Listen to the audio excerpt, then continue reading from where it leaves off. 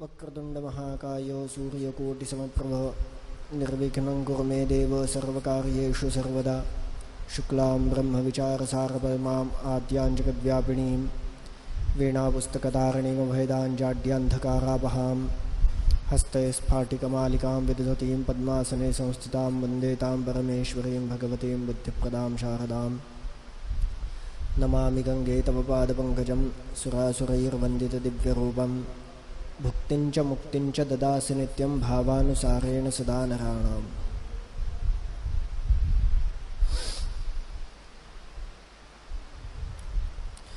जडानन्धान्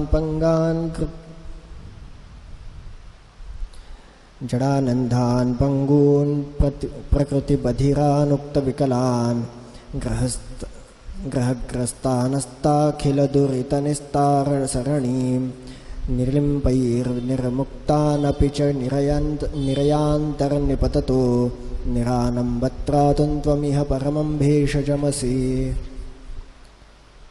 विनित्यान्योन्मत्तैरपि च परिहार्याणि पतितैर्वाच्यानि व्रात्यैः सपुलकमपास्यानि विनुषैः हरन्ति लोकानां मनवरतमेनांसि कियतां कदाप्याश्रान्ता त्वं जगति पुनरेका विजयसे नृणामी क्षामात्रादपि परिहरन्त्या भवभयं शिवायास्ते मूर्तैः क इह महिमानन्निर्गतो अमरशम्लानायाः परममनुरोधं गिरिभुवो विहाय श्रीकण्ठशिरसि नियतं धारयति पद्मयां महादानैर्ध्यानैर्बहुविधवितानैरपि च नलभ्यङ्घोराभिः सुविमलतपोराशिभिरपि अचिन्त्यं तद्विष्णोः पदमखिलसाधारणतया ददानाकेनासि त्वमिह तुलनीया कथय नः।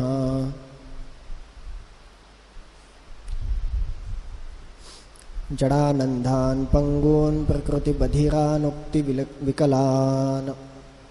काल आपण थोडासा संदर्भ घेतला.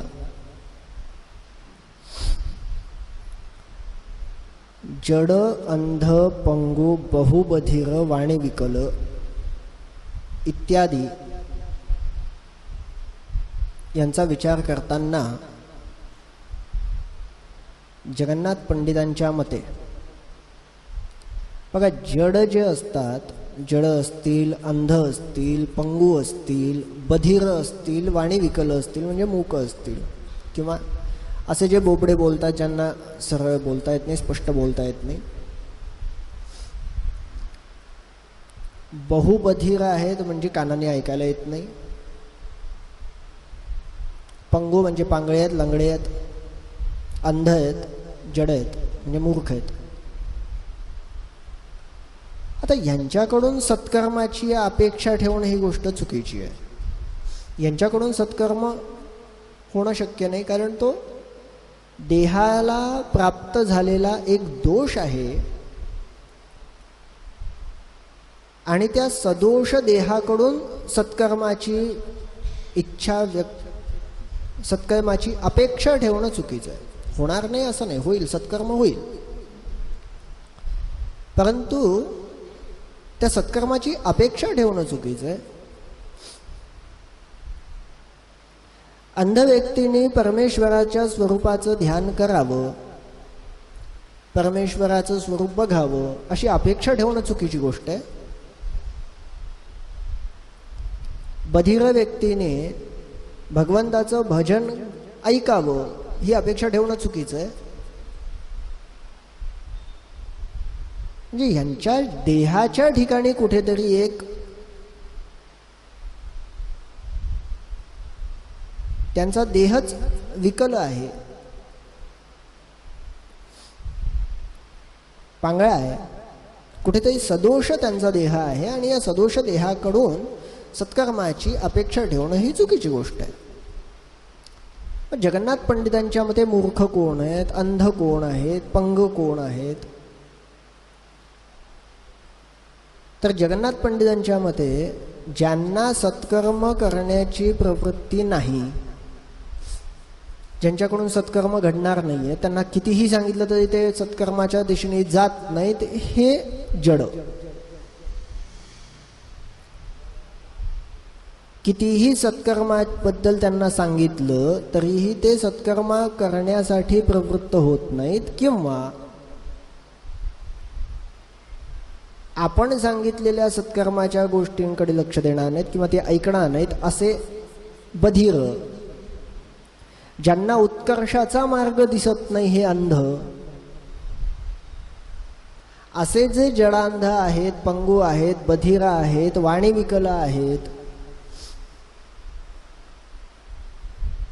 की ज्यांच्या सत्कर्मासाठी, ज्यांचा उद्धार करण्याकरिता सर्व देवतांनी सुद्धा त्यांचा त्याग केला.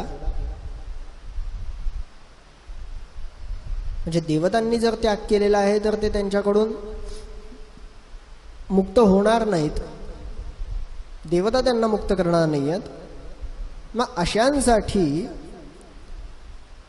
नरानंबत्रातून त्वमिह परमं भेषजमसे, तूच त्यांची एक परम औषधी आहेस, आणि हा तुझा गुण आहे जो दोष स्वरूपाने तुझ्यामध्ये आहे.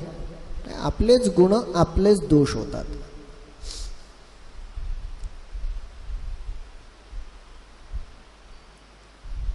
तू परमपतितांना उद्धरून नेऊ शकतेस, हा तुझा गुण आहे. आणि म्हणून हे असे जडांध जे आहेत, जडांध, पंगू, प्रकृती बधिर, वाणी विकल, हे सगळे तुझ्या आशेने बसलेत. कशामुळे? तर तुझा गुण आहे की तू सर्वांना मुक्त करून घेऊन जाऊ शकतेस. परम पतितांना सुद्धा उद्धरून नेण्याची ताकद तुझ्यात आहे.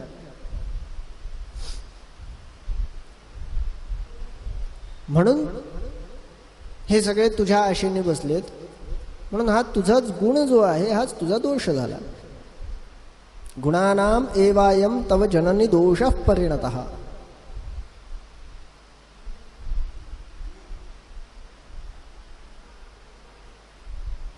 आपल्याला बंदिस्त करणारे आपलेच गुण असतात.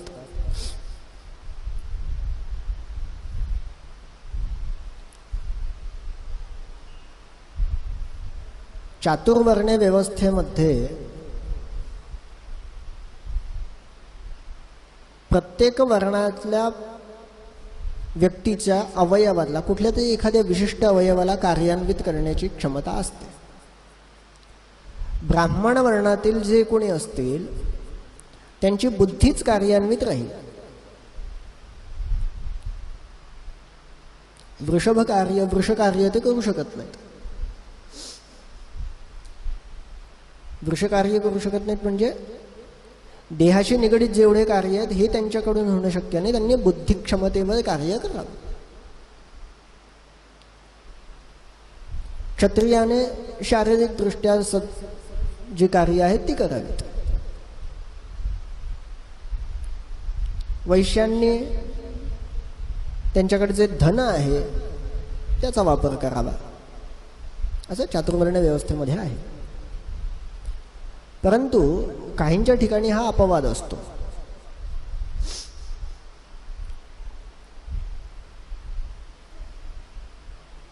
एखाद्या व्यक्तीला नवीन नवीन नोकरी लागली आणि ही नोकरी लागल्याच्या नंतर शिक्षणाच्या दृष्टीने कधी कधी काय होतं, शिक्षण कमी असलं तरी पण अंगात टॅलेंट असतं कुठतरी, आणि त्या टॅलेंटच्या जोरावर तो काहीतरी काम करतो. गुण असतो.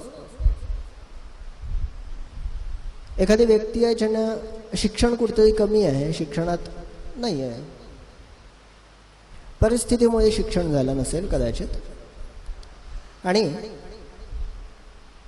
अशी व्यक्ती कुठेतरी एखाद्या ठिकाणी जॉबसाठी गेली, नोकरी लागली. कार्यालयामध्ये त्याला एका ठिकाणी एक कारकून म्हणून नोकरी मिळाली, क्लर्क म्हणूयात.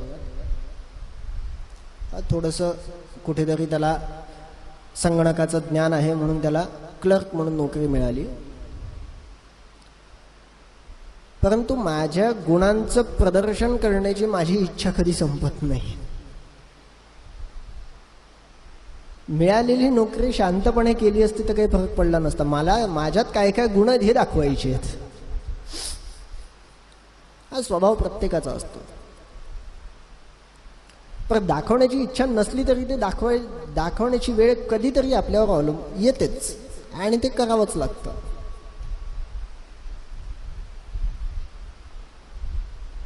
हा कारकून ज्या ठिकाणी त्याला नोकरी मिळाली त्या ठिकाणचं सर्व्हर कुठतरी डाऊन झालं, म्हणजे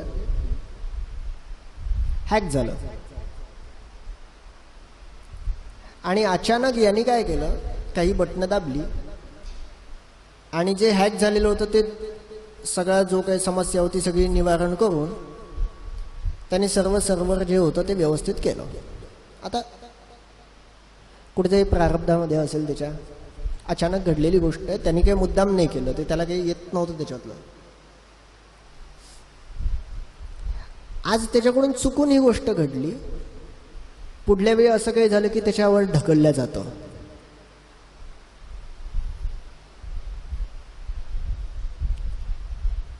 गुण आहे, परंतु तो गुण कुठेतरी तो दोष स्वरूपाने राहतो. म्हणजे त्याचं टार्गेट जे होतं कामाचं ते बाजूला राहिलं, त्याला हे कामं करावी लागतात.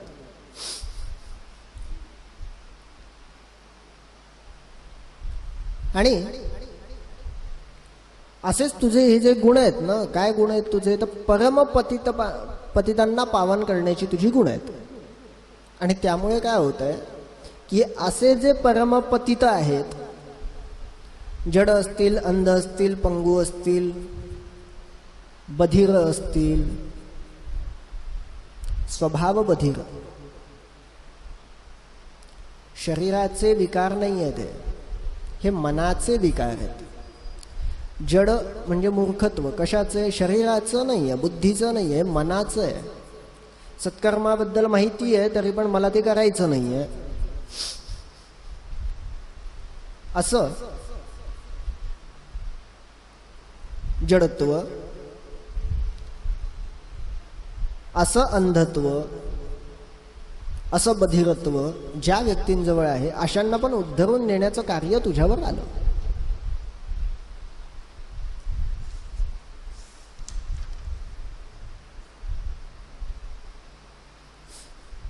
इतकंच काय, विनिंद्यान्यन्मत्तैरपि च परिहार्याणि पतितैः अवाच्यानि व्रात्यैः सपुलक मपास्यानि पिशुनैः.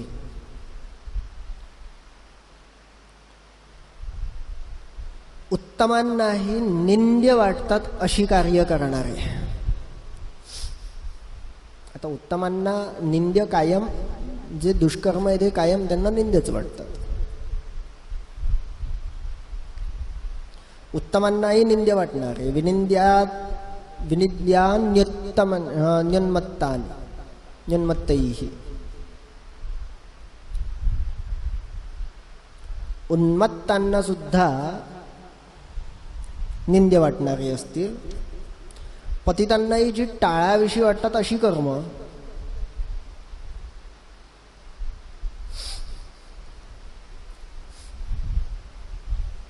बघा दोष जे आहेत ना हे कुठेतरी पतितांना सुद्धा लक्षात येतात बरं. पाप्यांना सुद्धा कळतं की आपण पाप करतोय. आणि महापापी जरी असला ना तरी पण तो एखाद्या वेळेस एखादं पाप असं सोडून देतो, नाही हे पापकर्म आहे, आपण नाही करायला पाहिजे.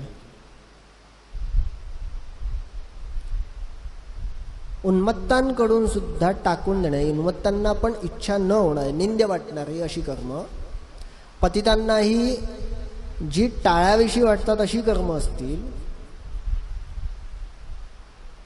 अवाच्यानि व्रात्यैः सपुलकम अपास्यानि पिशुनैः. भ्रष्टांनाही पण, जे भ्रष्ट लोक असतील त्यांच्याकडून पण अशी कर्म जी बोलवली पण जात नाही, त्यांच्याकडून सुद्धा, भ्रष्ट लोकांकडून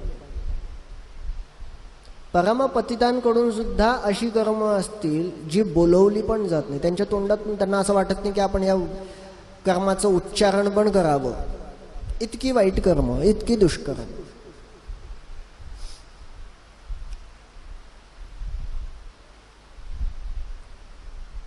आणि इत्यादी कर्मांचं फलित वाहून नेण्याची क्षमता जी तुझ्यात आहे ना, ह्या सर्वांचं फलित वाहून नेण्याचं जे श्रम आहे, इतकं श्रम केल्यावर पण तू थकत नाही.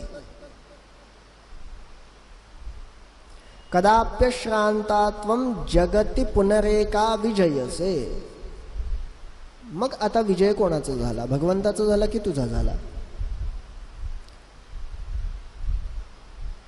हे इतके पातकी महान व्यक्ती असतील, परमपातकी व्यक्ती आहेत, ज्यांचा उद्धार करण्याकरिता परमेश्वराने पण नाही म्हटलं. परमेश्वर पण म्हणतो की मी यांचा उद्धार करणार नाहीये. आणि अशांचा पण उद्धार करण्याकरिता त्यांच्या कर्माचं फलित वाहून नेण्याचे श्रम करून सुद्धा तू थकत नाही.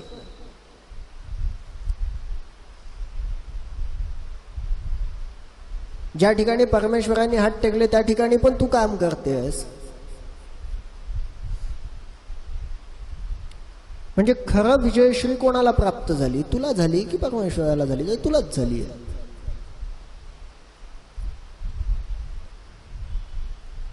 मदोन्मत्तव्रात्या धमपतित पैशून्य निकरी ही जी त्रासे त्यजियली सकंपे अतिदुरी सकंपे. ज्या ठिकाणी परमपतित सुद्धा अशी कर्म करताना कापतात, त्यांना सुद्धा, त्यांच्या शरीराला सुद्धा कुठेतरी कंपन निर्माण होतं. त्यांच्याही ठिकाणी ही कंपन निर्माण होत आहेत. बघा, पहिल्यांदा जर दुष्कर्म करणारी व्यक्ती असेल ना, सगळ्यात सुरुवातीला एखादी व्यक्ती दुष्कर्म करते आणि पहिल्यांदा करते,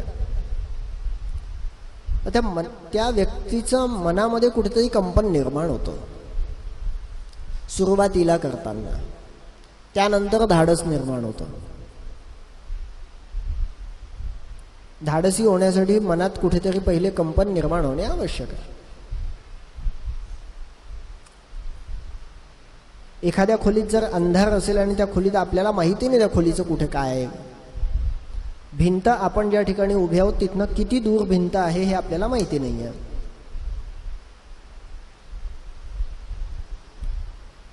आणि आतमध्ये संपूर्ण अंधार आहे, आतमध्ये काय काय ठेवले हे आपल्याला माहिती नाही आहे. म्हणजे अर्थात त्या खोलीशी आपला काही संबंध नाही. अशा खोलीमध्ये जर आपण सुरुवातीला गेलो तर आपल्या शरीरात, आपल्या मनात कुठेतरी कंपन निर्माण होतात.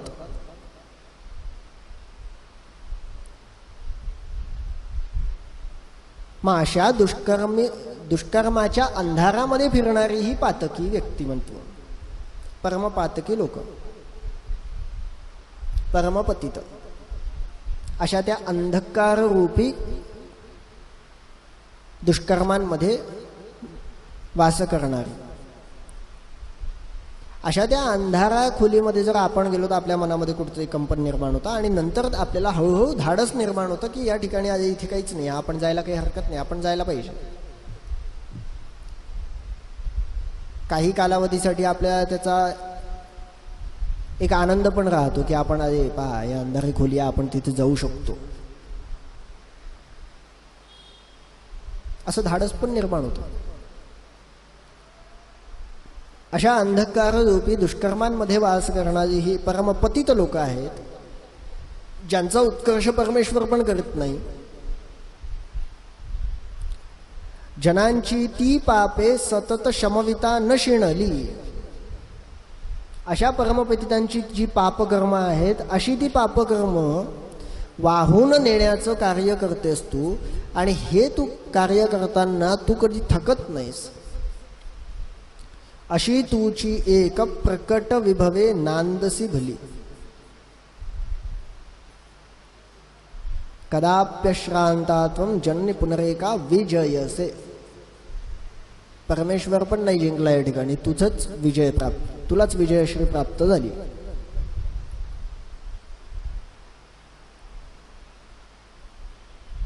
म्हणजे हे जे तुझं सामर्थ्य आहे हे परमेश्वरापेक्षाही श्रेष्ठ झालं.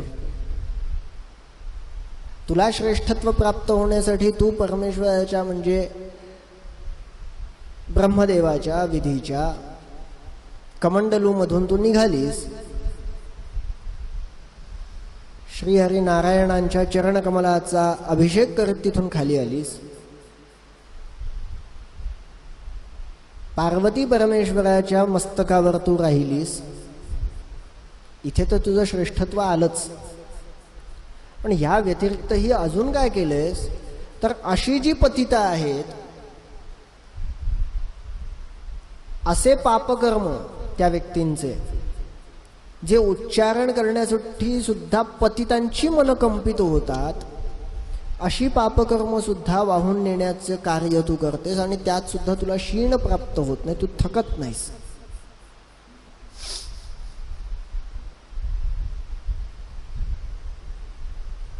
म्हणून तुला श्रेष्ठत्व प्राप्त झालं. नृणामीक्षा मात्रादपि परिहरन्त्या भवभयं शिवायास्ते मूर्तैः क इह महिमानं निगदतु.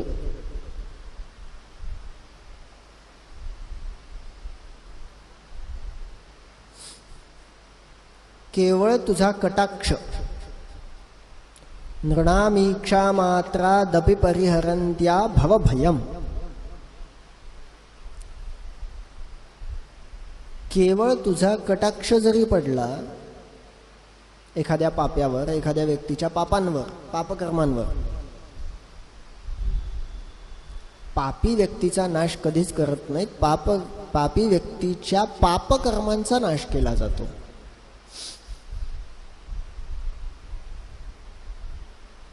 दुष्टांचा नाश केला जात नाही, दुष्टांच्या दुष्कर्मांचा नाश केला जातो. आणि अशा दुष्टांच्या दुष्कर्मांवर केवळ तुझा कटाक्ष जरी पडला तरी पण त्या कटाक्षाने त्यांच्या दुष्कर्माचा नाश करण्याचं सामर्थ्य असलेली तू. शिवायास्ते मूर्ते क इह महिमानं निगदतु. अशा कल्याणकारक तुझ्या महिमेचं वर्णन करणं कुणाला शक्य आहे? कुणालाच शक्य नाही.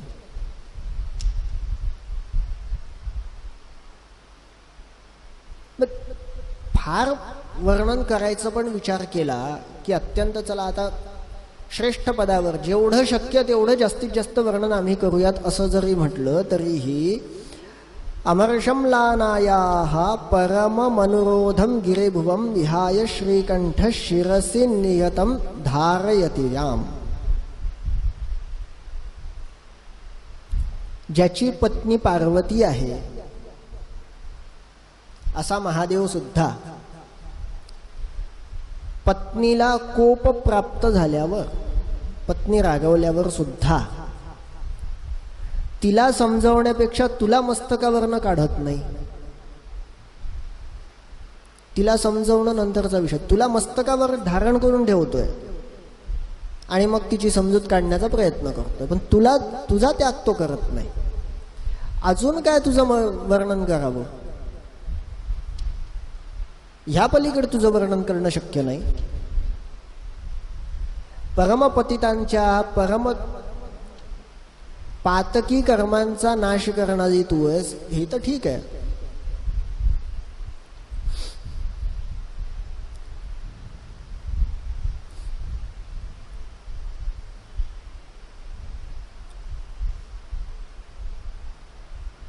गृहस्त्री, गृहलक्ष्मी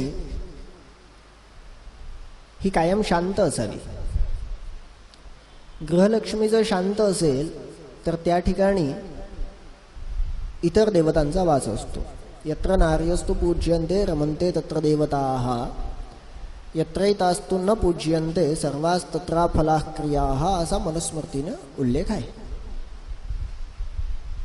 ज्या ठिकाणी स्त्रीचा आदर सत्कार केला जातो, तिचं पूजन केलं जातं, त्या ठिकाणी सर्व देवतांचा वास असतो. आणि ज्या ठिकाणी असं होत नाही, तिचा कायम अपमान होतो,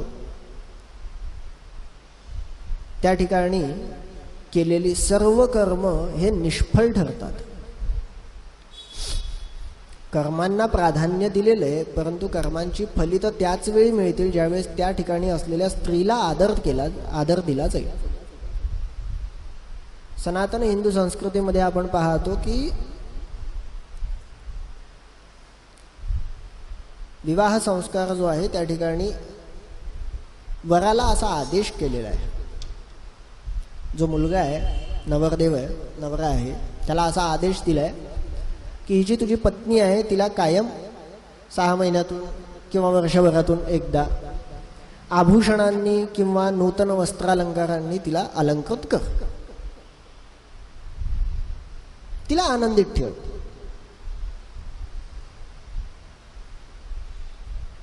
धर्मशास्त्राने दिलेला आदेश आहे. ती आनंदित राहिली तर तुझ्या घरामध्ये सर्व देवांचा वास राहील.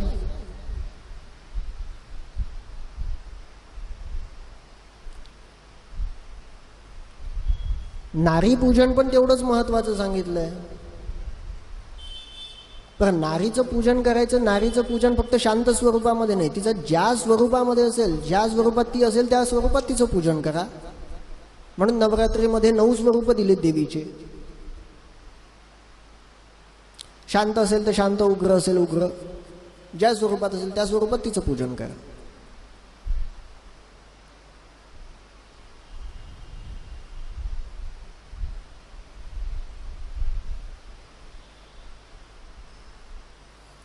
विलोकिता जीते भवभय जनांचे परिहरी, तया त्वन्मूर्तीचा अतुल महिमा कोण विवरी.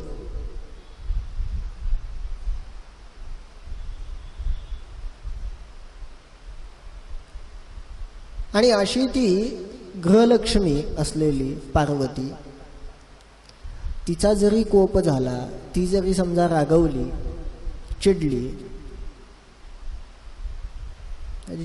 सनातन हिंदू धर्म दोन्ही बाजूनी बोलतो. हिंदू धर्माने, सनातन धर्माने किंवा धर्मशास्त्राने स्त्रीचा आदर करायला सांगितला, पण या ठिकाणी मात्र विरुद्ध अर्थ दिसतोय. स्त्रीचा आदर करावा कायम स्वरूपासाठी, कुठल्याही स्वरूपात असो. पण इथे सांगताना सांगतायत पार्वतीचा कोप जरी झाला तरी पण महादेव तुला मात्र मस्तकावरनं खाली सोडत नाहीत. इतकंच काय मागे एकदा वर्णन असं येऊन गेलं, आपण त्याचा विचार केला. पार्वतीला जवळ घेतल्यावर तुझी काही थेंब महादेवाच्या डोक्यावरनं तिच्या अंगावर पडली. रागाने लालबुंद झालेली अशी ती तुला त्याच्या मस्तकावरनं काढून फेकून देते, तरीही महादेव तुला सोडत नाहीत.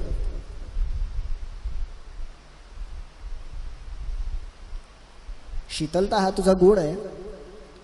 हलाहल विष प्राशन केल्याच्या नंतर महादेवाच्या शरीरामध्ये दाह निर्माण झाला, प्रचंड दाह असा निर्माण झालेला आहे. आता औषधी स्वरूपाने घेत असतील अथवा लोभ निर्माण झालाय म्हणून ठेवत असतील, परंतु मस्तकावर मात्र तुला धारण केलंय आणि काहीही झालं तरी तुला सोडायला मात्र महादेव तयार नाही आहेत. गुरूंपासून जर आपल्याला काही प्राप्त झालं ना, तर तो आशीर्वाद आपल्याकडून सुटत नाही हो.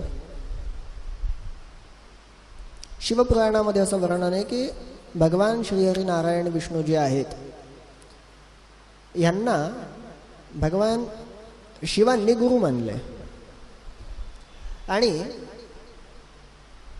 नारायणांच्या चरणकमलाचा अभिषेक करून ती खाली आली आहे आणि मग त्यांना मस्तकावर धारण केले भगवान शिवांनी.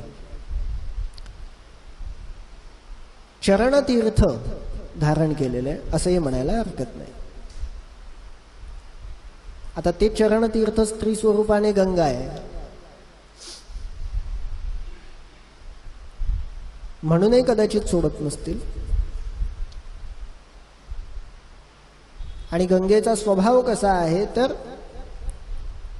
स्वभाव स्वच्छानाम एक तर स्वभाव स्वच्छता आहे, कितीही घाण आली तरी ती पकडून ठेवल्या जात नाही. सहज शिशिराणाम, सहज शीतलता तिच्यामध्ये आहे. हा दाह पण कमी होत आहे देहाचा. जो हलाहल विषप्राशन केल्याच्या नंतर महादेवाच्या शरीरामध्ये निर्माण झाला तो दाह पण कमी होतोय.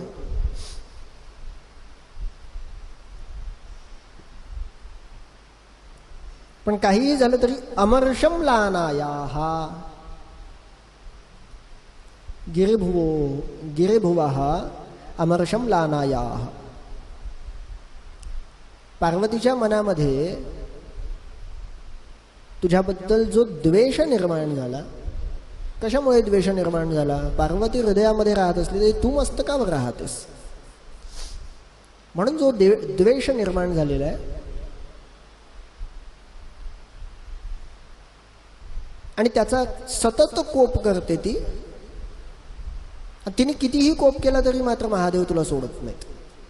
इतकं सुंदर वर्णन आहे. ह्याच्या पलीकडे तुझं वर्णन कोण करणार? ह्याच्या पलीकडे वर्णन करू शकलेले नाही आहेत.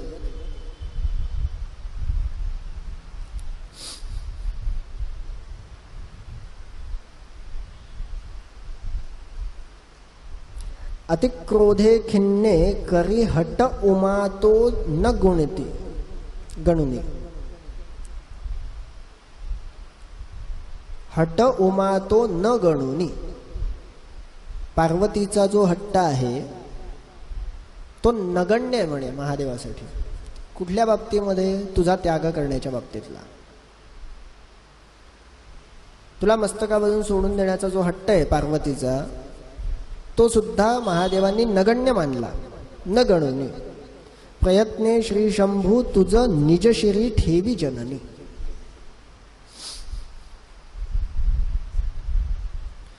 महादानैर ध्यानैर बहुविध वितानैरपिचयन नलभ्यम घोराभिः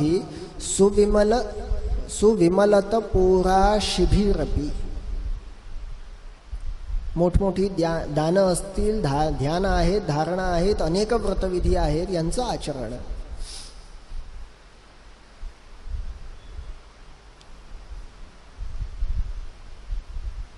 या सर्वांचं अधिक पुण्य आहे. ठीक आहे. गंगेच्या काठावर जर तुम्ही दान केलं असेल, ध्यान केलं असेल, धारणा केली असेल, पूजन केलं असेल, व्रत केले असतील,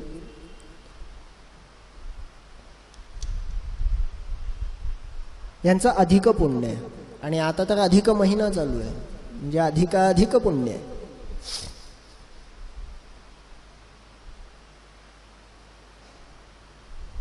वर्णन करताना असं वर्णन केलं जातं. थोडंसं खगोलशास्त्राच्या नियमाने जर आपण बघितलं तर वैशिष्ट्य हे आहे बघा, एका वर्षात 12 महिने. एका वर्षात 12 महिने आहेत आणि आपल्याकडे 27 नक्षत्र आहेत. चंद्र हा रोज एका नक्षत्रातून जातो. एका महिन्याला त्याचं 27 नक्षत्रांमधलं भ्रमण पूर्ण होतं.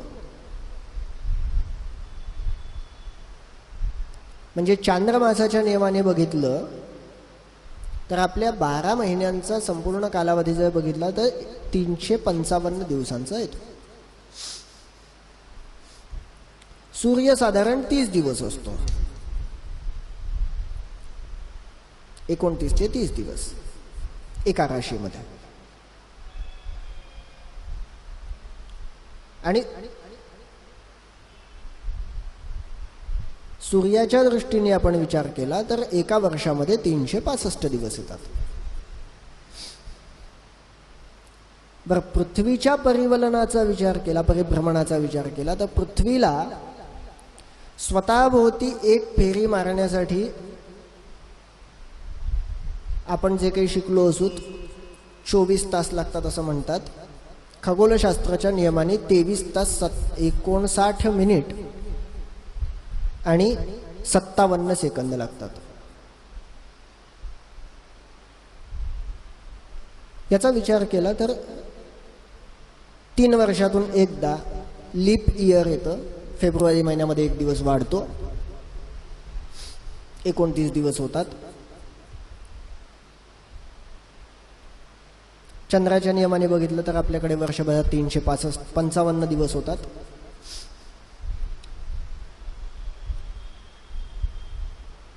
आणि ह्या सगळ्यांचा कालावधी जर आपण एकत्र केला तर 3 वर्षातून एकदा, 3 वर्ष नाही, साधारणपणे 32 महिने 16 दिवसांचा कालावधी, 2 वर्ष 8 महिने 16 दिवस. यानंतर येणारा हा अधिक महिना. अजून एक छोटासा उदाहरण जर आपण बघितलं तर 12 महिन्यामध्ये सूर्याची एक संक्रांत येते.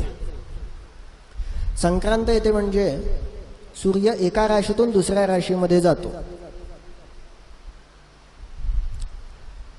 मेष सोडून वृषभेत जर जात असेल तर त्याला वृषभ संक्रांत असं म्हटलं जातं. वृषभेमधून जर मिथुनेत जात असेल तर त्याला मिथुन संक्रांत म्हटलं जातं. असंच धनुराशीतून मकर राशीमध्ये गेलं की त्याला मकर संक्रांत म्हणतात. प्रत्येक महिन्यात एक संक्रांत येते. परंतु 32 महिने 16 दिवसांनंतर एक महिना मात्र असा येतो ज्या महिन्यामध्ये संक्रांतच नसते. अमावास्येला एक संक्रांत होते आणि त्यानंतर एका महिन्याने बरोबर प्रतिपदेला एक संक्रांत येते. हा जो मधात एक महिना आहे ज्या महिन्यामध्ये संक्रांत नाही तो अधिक महिना.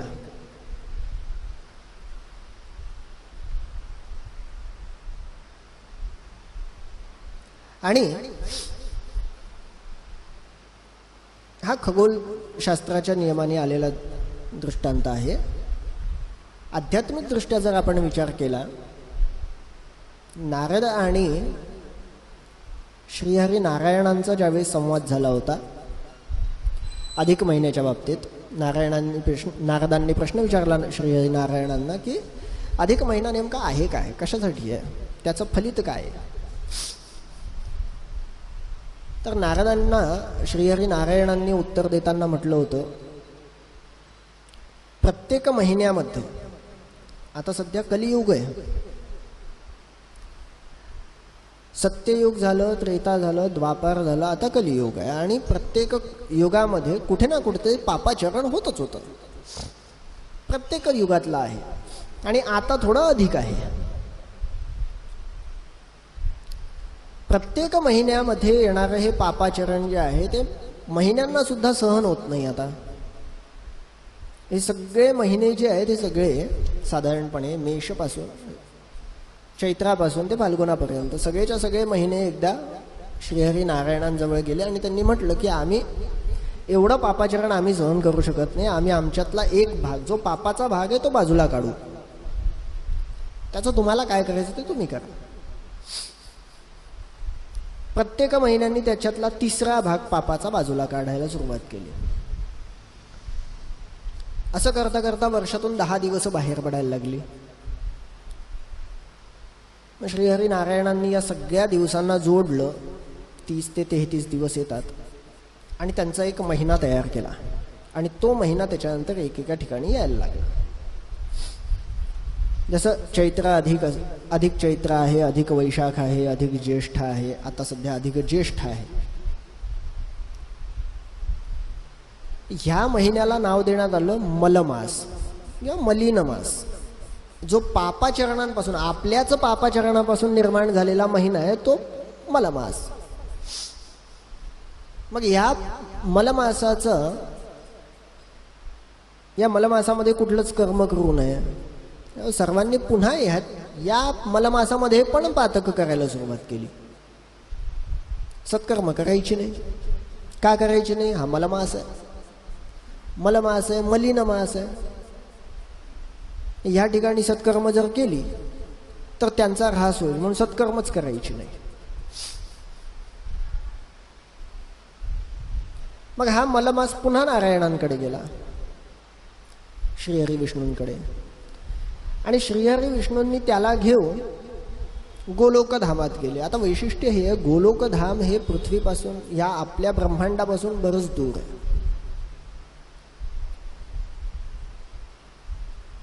भृगुसंहितेमध्ये या गोलोकधामाचं फार सुंदर वर्णन केलंय. असं म्हणतात त्या ठिकाणी जी नदी वाहते त्यामध्ये आपल्यासारखे कितीतरी ब्रह्मांड आहेत. आपल्या ब्रह्मांडाचं वर्णन मागे करताना मी हे सांगितलं होतं,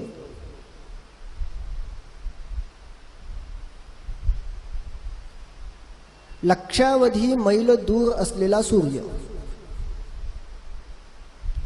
त्या सूर्यापासून आपल्याकडे त्याची किरणं पोहोचण्यासाठी 8 मिनिटाचा कालावधी लागतो.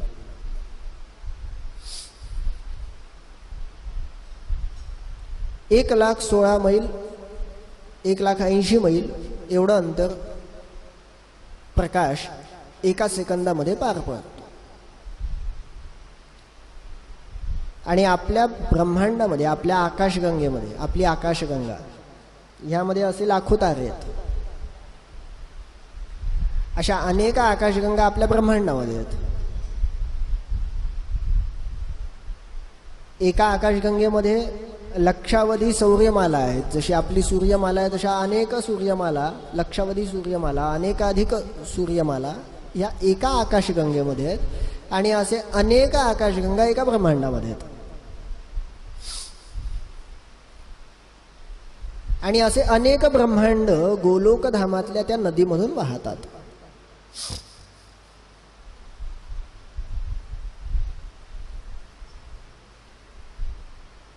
त्या ठिकाणी कामधेनूंची कळपची कळप आहेत म्हणे. एका ब्रह्मांडामध्ये जर कामधेनूचा विचार केला तर साधारणपणे एकच, जी स्वर्गामध्ये आहे, इंद्राच्या नंदनवनामध्ये ती फिरते आहे. आता तिची जी संतती असेल,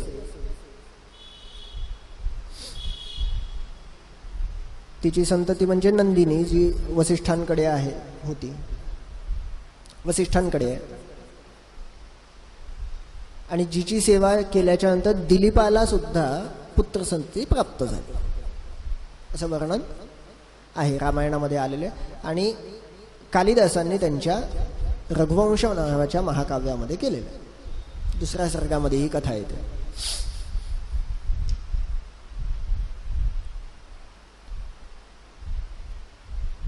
तर तिची काय संतती असेल आपल्या ब्रह्मांडामध्ये तेवढं. अशा कितीतरी कामधेनू ह्या गोलोकधामाच्या वनामध्ये फिरतात. कितीतरी कामधेनूंचा असे कळपचे कळप आहेत तिथे. अशा त्या गोलोकधामामध्ये ह्या मलमासाला घेऊन नारायण गेले.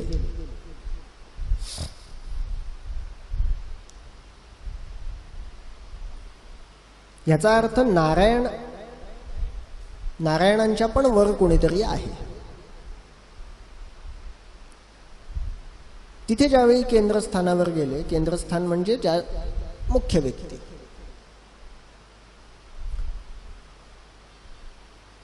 तिथे भगवान श्रीकृष्ण आहेत.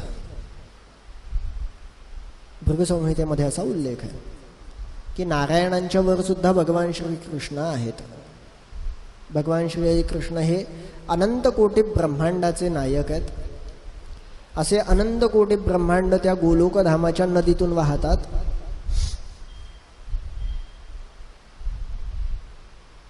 आणि सगळे मिळून भगवान श्रीकृष्णांची पूजन करतात. त्यांच्याकडे गेले आणि त्यांच्याकडे गेल्याच्या नंतर ह्या मलमासाची पूर्ण समस्या जी काय आहे त्यांना सांगितली, कथित केली. हे कथित केल्याच्या नंतर श्रीहरी विष्णूंनी त्या मलमासाला असं सांगितलं, तुझं नाव जरी आता मलमास आहे, कारण सर्वांच्या पापकर्मांपासून तू निर्माण झालेला आहेस, आजपासून तुझं नाव माझं स्वतःचं नाव मी तुला देतो, पुरुषोत्तम असं माझं नाव मी तुला देतो. आणि तुझं नाव आजपासून पुरुषोत्तम मास होईल. जो तुझा उल्लेख मलमास म्हणून करेल त्याच्या संपूर्ण सत्कर्मांचा नाश होईल. मग आता पुरुषोत्तमांचं नाव त्या ठिकाणी प्राप्त झाल्याच्या नंतर दुष्कर्म या मासामध्ये होऊ नयेत. या महिन्यामध्ये जे काही कर्म करू आपण, या सर्व कर्मांचा लेखाजोखा भगवान श्रीहरी कृष्णांच्या ताब्यात आहे. ह्या ठिकाणी केलेली सर्व कर्म अगुणित फलं आपल्याला देतात. अशी एक कथा आहे. 2 ब्राह्मण भावंड होती, सख्खी भाऊ होते. मनाने श्रीमंत, धनाने गरीब. ब्राह्मणांचं वर्णनच येते. कुठेही ऐकलं तरी आटपाट नगर होतं, त्यात एक दरिद्री ब्राह्मण राहत होता. ब्राह्मण हा दरिद्रीच राहणार, तो सधन नसेल. मनाने श्रीमंत, धनाने गरीब असलेले असे ते 2 भावंड. दोघांचाही विवाह झाला. थोरल्या भावाची पत्नी रूपवती, धाकट्याची पत्नी मुग्धा.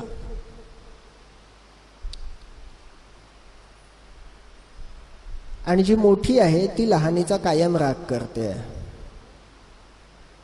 प्रत्येकाच्या घरात आहे. सधन असतील तर त्या ठिकाणी तुम्हाला हा प्रकार पाहायला मिळणार नाही. धनाने गरीब जे असतील त्यांच्याकडे हा प्रकार कायम पाहायला मिळेल. मोठ्या भावाची बायको लहान्या भावाच्या बायकोला कायम पाळण्यातच पाहणार. अशी ती एक दिवस दोघंही काही कार्यक्रमाकरिता, काही कामाकरिता बाहेरगावी गेले. त्यावेळेसचा प्रवास हा पायी. काम कुठे जरी असलं तरी जायचं पायीच आहे, यायचंय पायीच आहे. पायी जायचं आणि पायी यायचं कारण धनाने गरीब आहोत म्हणून. अथवा आपल्याकडे जर रथ असतील तर रथाने जाणं येणं सोपं, सोयीस्कर राहतं. पण ते सुलभ नाही आहे कारण हे धनाने गरीब आहेत, हे दूर गेलेत. आता जाऊन यायला बराच उशीर लागणार आहे. तर ही जी मोठी आहे हिने संपूर्ण घरावर ताबा घेतला. अशी मस्त एका ठिकाणी बसायची, लहानीला सगळे कामं सांगायची लहान्या जाऊला, आणि ती पण बिचारी करायची, सगळे कामं करायची. सर्व कर्म करायची. आणि एक दिवस काय झालं, काही झाला असेल वाद घरात दोघींचा. लहानीला तिने घराच्या बाहेर काढून टाकलं. तू जा, घरात राहू नकोस, घर माझं आहे. निघाली. नवराता नाही आहे, नवरा तिकडे गेलाय. निघाली आणि शेजारणीच्या ओट्यावर राहायला लागली. जाणार कुठे दुसरीकडे, माहेरी जाऊ शकत नाही, माहेर पण दूर आहे. शेजारणीच्या ओट्यावर राहते. तेवढ्यात अधिक मास आला. काही दिवस गेले, अधिक मास आला. अधिक मास आल्यावर जी थोरली होती तिने असं एक ठरवलं की आता अधिक मास आला, आपण अधिक मासाचं काही व्रत करूयात. अधिक मास आहे म्हटलं, व्रत वैकल्य केले पाहिजे काहीतरी.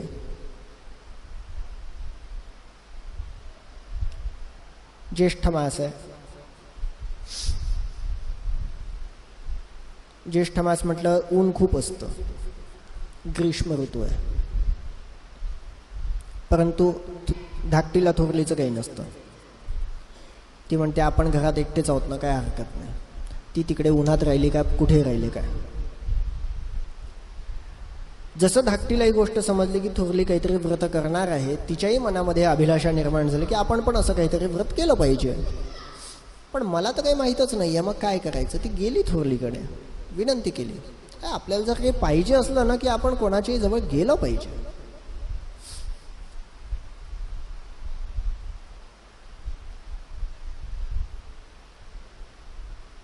गांधारीचा गर्भपात केला गांधारीने स्वतःहून गर्भपात केल्याच्या नंतर महर्षी वेदव्यास तिच्याकडे आले. तिला खूप काही बोलले, खूप रागवलं. भगवान महादेवांनी दिलेला आशीर्वाद आहे तो असा विफल ठरणार नाही. तुला 100 मुलांची प्राप्ती होणार आहे. मांसपिंडाला जन्म दिलाय, तो मांसपिंड तसाच नाहीये, त्याच्यामध्ये 100 शकला आहेत. महर्षी वेदव्यासांनी त्यानंतर काही अभिमंत्रित घृत औषधी अशाने 100 घडे तयार केले आणि त्यामध्ये एक एक एक एक शकल टाकलं आणि ते सगळे लटकवून दिले. त्यावेळी गांधारीच्या मनामध्ये एक अभिलाषा निर्माण झाली की मला 100 पुत्र तर होत आहे, मला एखादी कन्या पण पाहिजे. आता अगोदर चिडलेले ते वेदव्यास आहेत, हिच्या कर्मामुळे अगोदरच चिडलेत,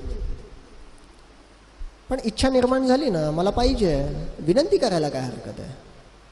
ती गेली वेदव्यासांजवळ, त्यांना विनंती केली, त्यांच्या चरणाशी बसली आणि विनंती केली. आणि महाराज नाही काय, 100 मुलं मला प्राप्त होत आहेत महर्षी भगवान महादेवाच्या आशीर्वादाने.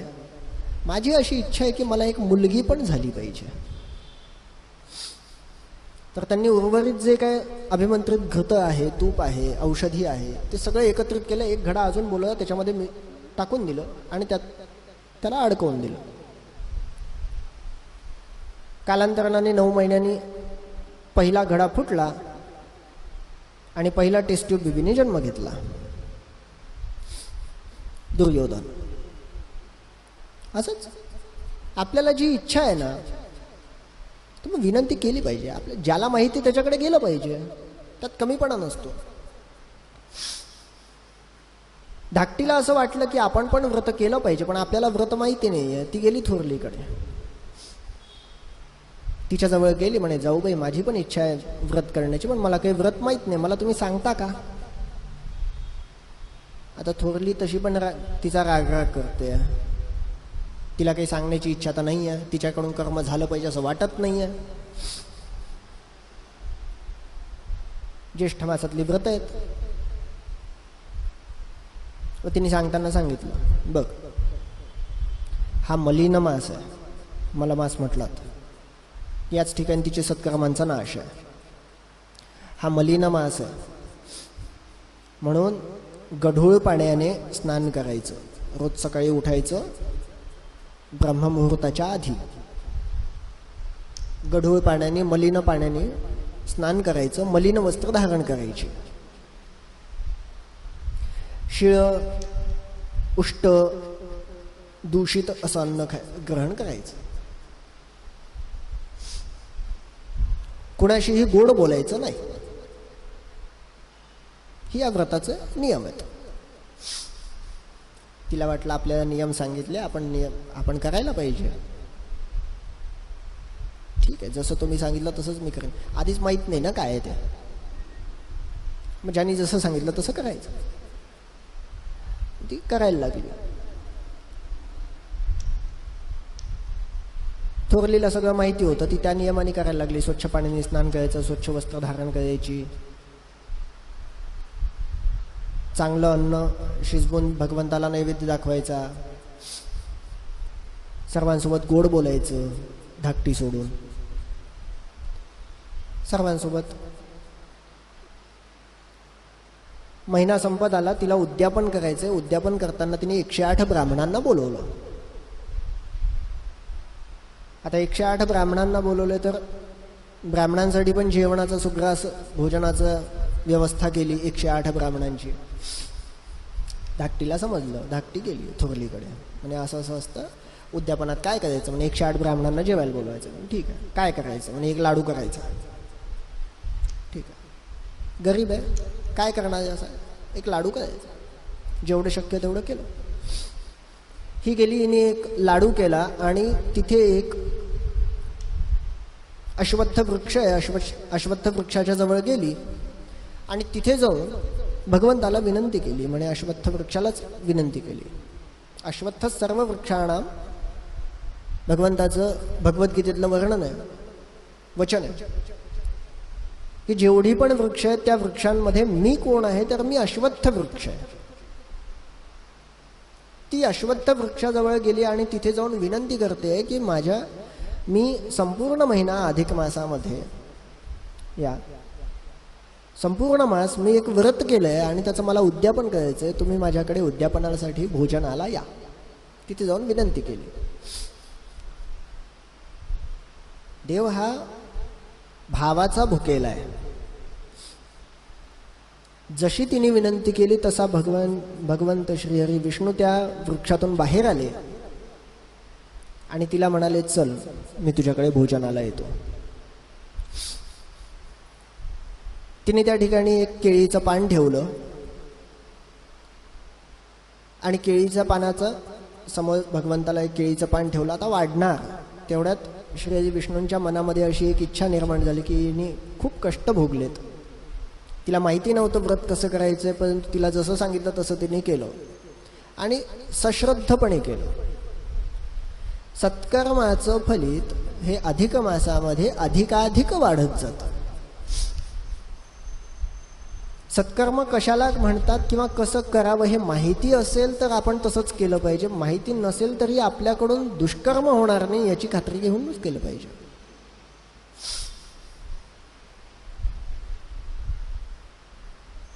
भगवान श्रीहरी नारायणांनी त्या पानाचे 108 तुकडे केले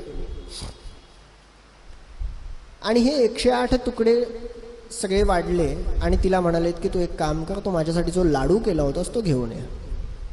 आता ते नारायण आहेत, त्यांना माहितीच असेल ना काय केलं काय नाही ते.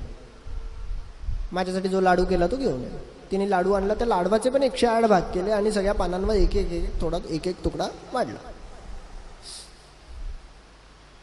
आणि तिला म्हणाले की हे सगळी पंगत वाढ, सगळे 108 पानं वाढवून ठेव. तिने वाढले.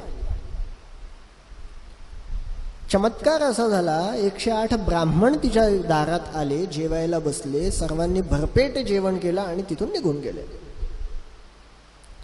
उलट थोरलीच्या घरात काय झालं, जी मोठी होती तिने जे अन्न शिजवलं होतं ते अन्न तिथून गायब झालं,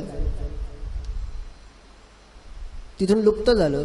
ते अन्न खरं तर इकडे आलं होतं, नारायणाची कृपा आहे ती. ते अन्न तिथून विलुप्त झालं. तिच्या घरी आलेले 108 ब्राह्मण उपाशी निघून गेले आणि या सर्व दुष्कर्माचं सुद्धा अगणित फल तिला प्राप्त झालं.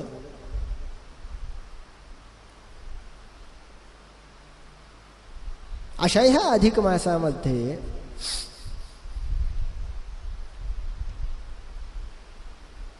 दीपदानाचं फार महत्व आहे. दीपदानाचा अर्थ हा आहे, जसा हा मलिन मास आहे ना, मलमास आहे ना, अधिक मास, जो आपल्या पापांचं क्षालन करतो, तशा आपल्या अंधकाररूपी पातकांचा नाश होण्यासाठी म्हणून दीपदान आहे.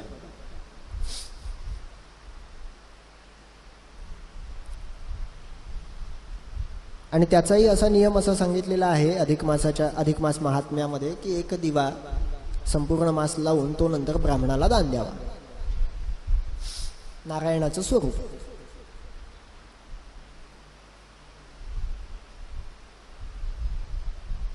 ज्येष्ठ मासामध्ये जर अधिक मास आला असेल तर त्याचं अगणित फल आहे.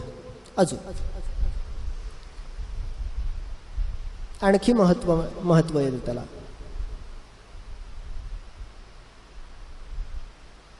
गोदान केलं जातं, सुवर्णदान ऐश्वर्य प्राप्तीसाठी केलं जातं, घृतदान शांतीसाठी केलं जातं, तिलदान पितृतृप्तीसाठी केलं जातं, भूदान स्थैर्यासाठी केलं जातं, आपल्याला स्थैर्य प्राप्त व्हावं म्हणून भूदान केलं जातं.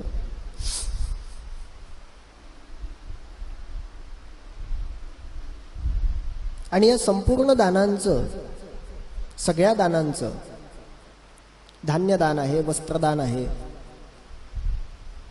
तूप घृतदान आहे, ह्या सर्व दानांचं अनंत फल आपल्याला या ठिकाणी प्राप्त होतं.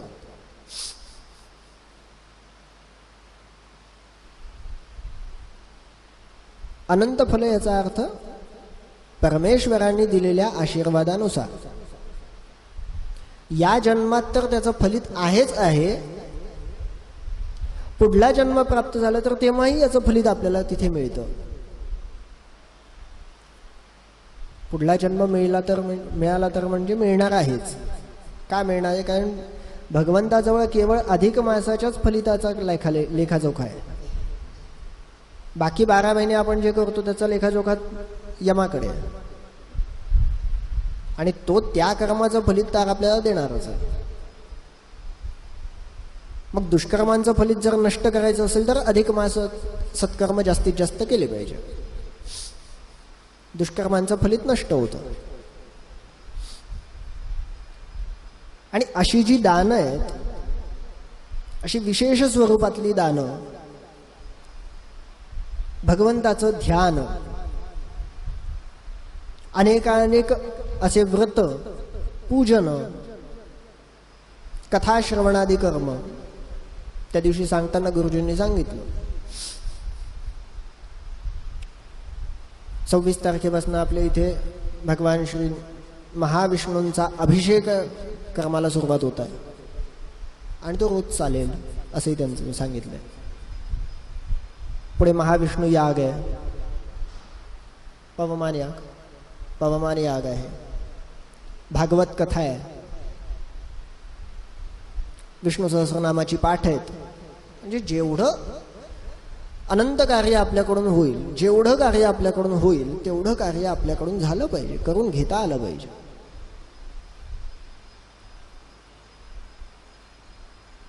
आणि त्यासाठीच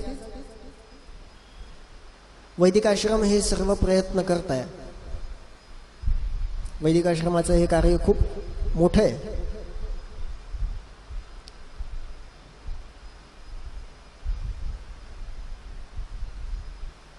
हे सर्व कर्म आपल्याकडून घडत राहावेत. गंगेच्या काठावर जरी नाही तर पण गंगेचं स्मरण केलं तरी गंगा येते. आणि म्हणून आपण सगळ्यात सुरुवातीलाच गंगेचं स्मरण करून गंगा लहरीचं पण श्रवण करतोय. हीच गंगा अखंडित आपल्याजवळ राहावी अशी विनंती आपण गंगेला तर करू शकतो. आणि नाहीच काही झालं तर गंगा गंगेती यो ब्रूयात योजनानां शतैरपि. कितीही दुरून जर गंगा गंगा गंगा असं म्हटलं तरी पण आपल्या सर्व पापांचं क्षालन होऊन आपल्याला विष्णुलोक प्राप्त होतो. मुच्यते सर्व पापेभ्यो विष्णुलोकं स गच्छति.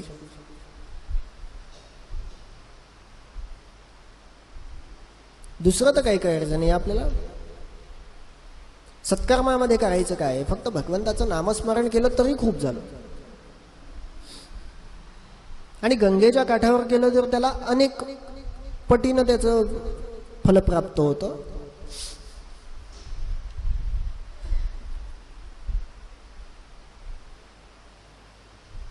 गंगेच्या काठावर नाही आहे, गंगा स्मरण करून जर गंगा आपण जवळ ठेवली आणि त्यानं जरी आपण भगवंताचं नामस्मरण केलं तरीही अनंत फल प्राप्त होतं. का तर गंगा गंगेती यो ब्रूयात. जो गंगा गंगा एवढं फक्त स्मरण करतो त्याचं पापक्षालन आहे. गंगेचे यमुने चैव गोदावरी सरस्वती इमं मे गंगे यमुने सरस्वती.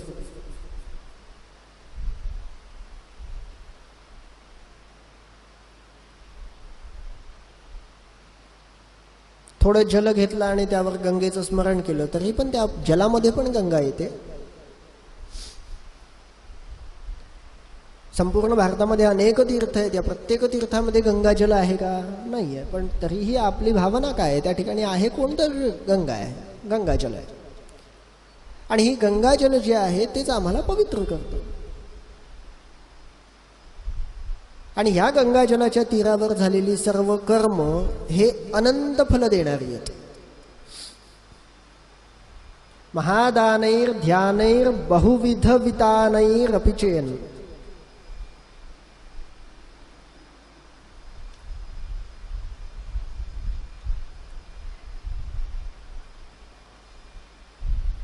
असं म्हणतात.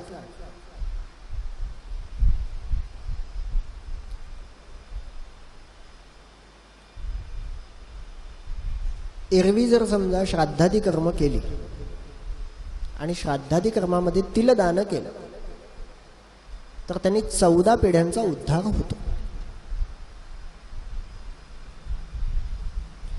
अधिक महिन्यामध्ये जर अशा प्रकारची काही दानं केली, वस्त्रदान केलेलं आहे, जलदान केलेलं आहे, तिलदान केलेलं आहे, गोदान केलंय, तर त्याने आपल्या 32 कुळांचा उद्धार होतो, 32 पिढ्यांचा उद्धार होतो. आईकडील 16 आणि वडिलांकडील 16. पर्यायाने आपला उद्धार होतो. हे सर्वजण जर महारौरव नावाच्या नरकामध्ये जरी असतील ना, तरीही त्यांना खेचून स्वर्गात नेण्याचं सामर्थ्य या सर्व दानांमध्ये आणि या फलांमध्ये आहे.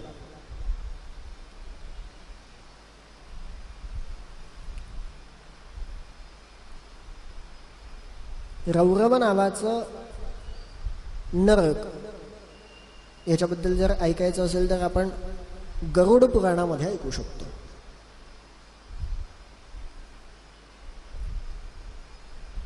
घोर असं ते नरक आहे आणि याच्यात जरी यातना भोगत असलेले आपले पूर्वज असतील आणि आपण जर अधिक मासामध्ये असं काही दानकर्म केलं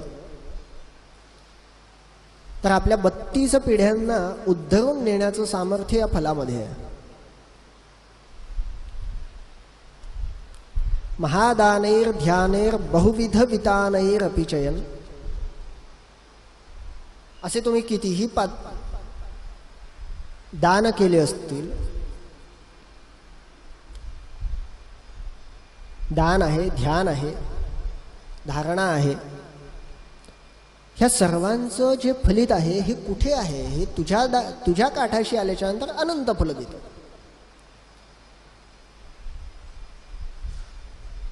आणि हेच जर अधिक मासामध्ये झालं तर ते अगणित झालं, मोजूच नाही शकत.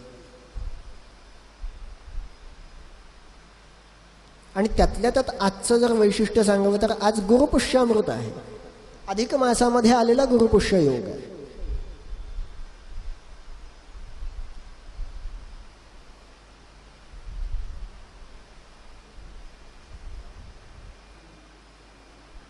एखाद्याने दूध द्यावं आणि त्या दुधात चुकून का असेल पण साखर पडावी असा हा योग आलाय.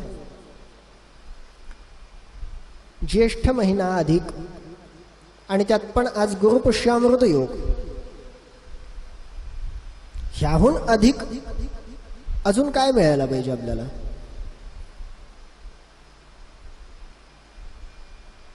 आणि त्यात आपण काय करतोय तर गंगेचं महात्म्य ऐकतोय. अजून काय? जी गंगा केवळ तिच्या नावाने आपल्याला उद्धरून नेऊ शकते, अशा गंगेचं महात्म्य अधिक मासामध्ये, ते पण गुरुपुष्यामृताच्या दिवशी ऐकायचं. अजून काय भाग्य पाहिजे?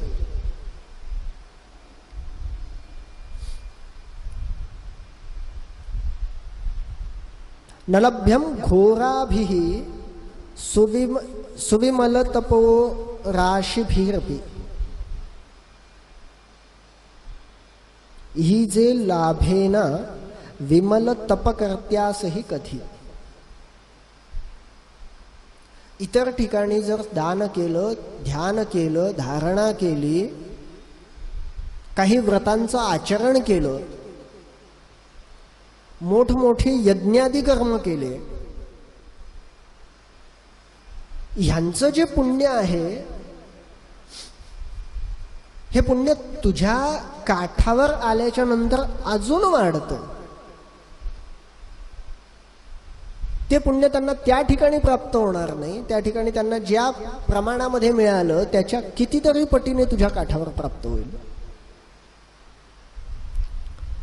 अचिंत्यम तद्विष्णोः पदम अखिल साधारणतया. तुझं दर्शन झालं, तुझा स्पर्श झाला, तुझा खळखळाट कानावर ऐकायला आला, तुझ्या जलाचा तो स्वाद मिळाला,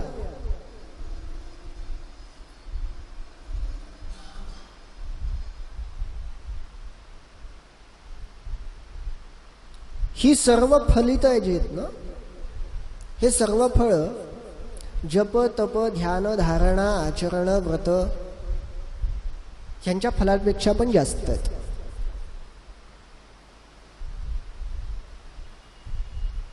इतकं केलं तरी पण आम्हाला विष्णू चरण कमलाचं दर्शन होऊ शकेल.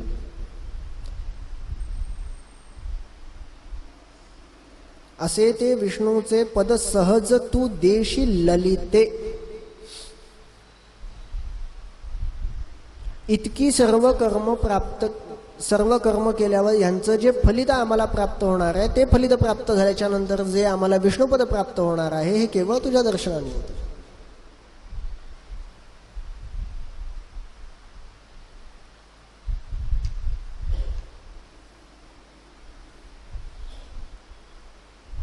तुझ्या दर्शनाने, स्नानाने,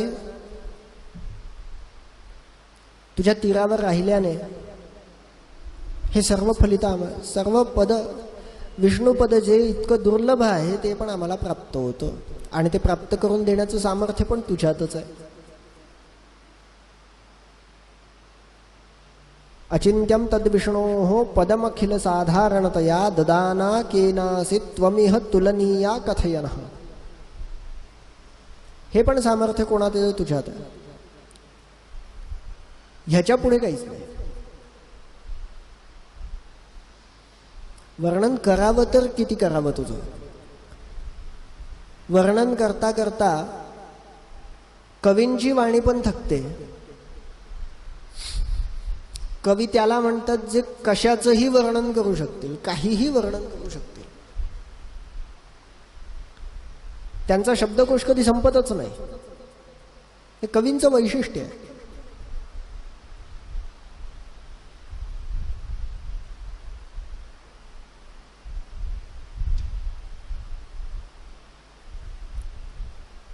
महाकवी कालिदास मेघदूतामध्ये वर्णन करताना म्हणतात, एक गंधर्व आहे आणि त्याची प्रेयसी आहे. हे दोघं जण दूर राहतात. उज्जैनी नगरामध्ये ती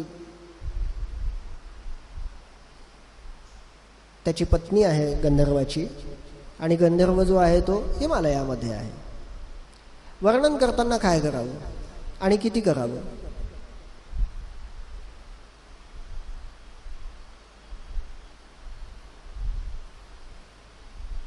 शब्दसाठा संपतच नाही कवींचा कधी. आणि असे कवी सुद्धा तुझं वर्णन करताना मात्र थकतात. त्यांनी कितीही प्रयत्न केले, तुझ्यासाठी त्यांच्याकडे शब्दच राहत नाहीत.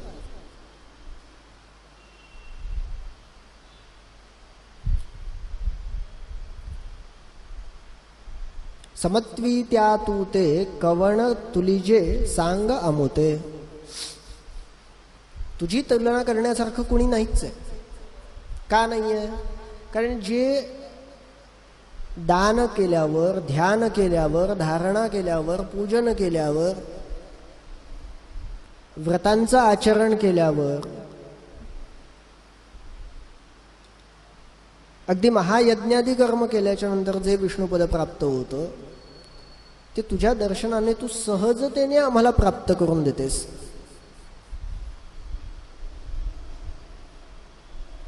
इतक्या सहजतेने प्राप्त करून देते जसं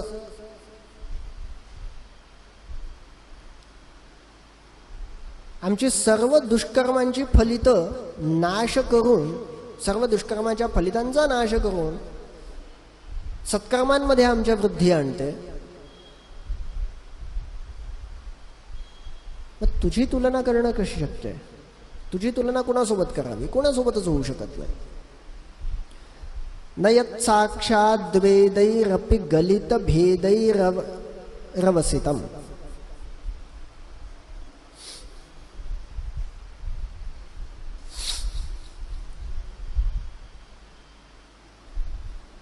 बघा, वेदांचा जर विचार केला, श्रुतींचा जर विचार केला, तर शेवटी गाभा एक, भगवत प्राप्ती.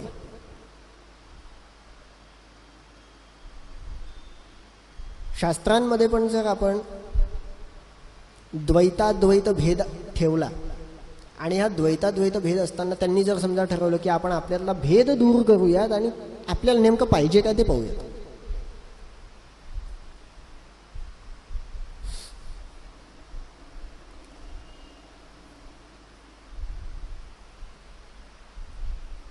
भेद दूर करून जरी ते दोघं जण बसले सर्वजण बसले, वेद बसले, शास्त्र बसलेत, आणि यांनी आपापले भेद आपल्यातले वैर दूर करून जरी समजा हे दोघं सगळेजण ठरवून बसले की आपल्याला काय पाहिजे आहे ते नेमकं आपण बघूयात, त्याही ठिकाणी त्यांचा एक वाद निर्माण होईल ठरवून बसल्यावर सुद्धा.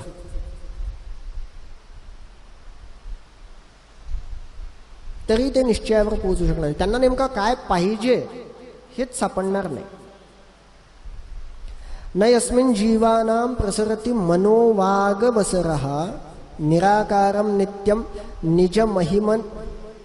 निज महिम निर्वासिततमो विशुद्धं यत् तत्त्वं सुरतटिनि तत्त्वं न विषयः.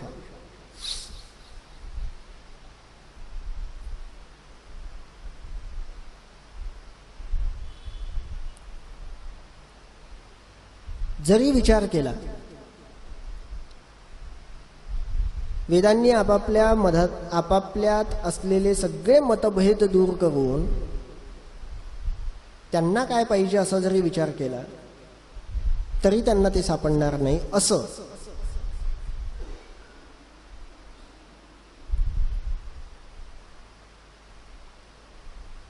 आणि माणसाची वाणी ज्या ठिकाणी खुंटते म्हणजे जिथे त्यांना आता पुढे शब्द सापडणार नाहीत, असं विशुद्ध तत्व जर काही असेल तर ते तू आहेस. विशुद्ध तत्व याचा अर्थ भगवत प्राप्तीचा दुआ.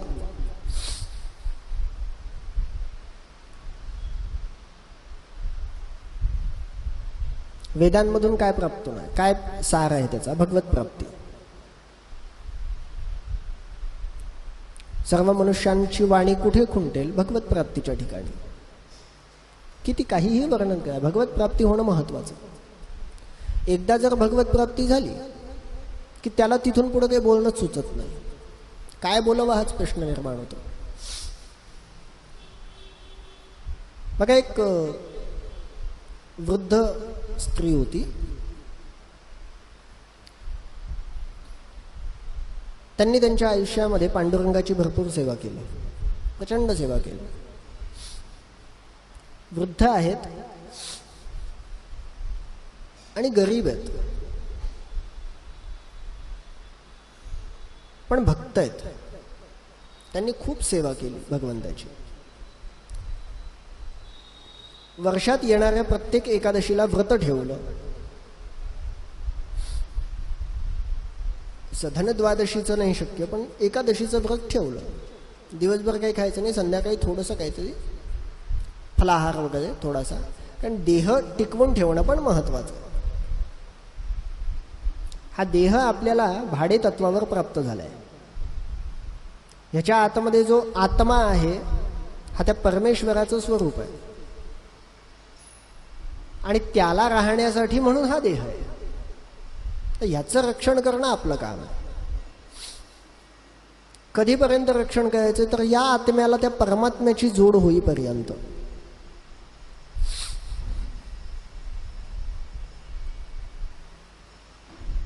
प्रत्येकाच्या वाक्यांमध्ये थोडासा बदल असतो. तत्वज्ञान सांगता आत्मा परमात्मा एक आहे. विवेकानंदांचं वाक्य थोडं वेगळं आहे. त्यांनी आत्मा परमात्मा न सांगता मन आणि विश्वमनाचा विचार केला. त्यांचं असं म्हणणं आहे की आपल्या ठिकाणी असलेलं मन हे त्या विश्वमनाचा एक अंश आहे. म्हणून आपल्या मनामध्ये निर्माण होणारा कुठलाही विचार हा त्या विश्वमनाच्या कुठल्या तरी कोपऱ्यामध्ये कधीतरी कुठेतरी कशा तरी स्वरूपाने निर्माण झाला असेल म्हणून तो आपल्या मनात आहे. समजायला थोडं क्लिष्ट आहे.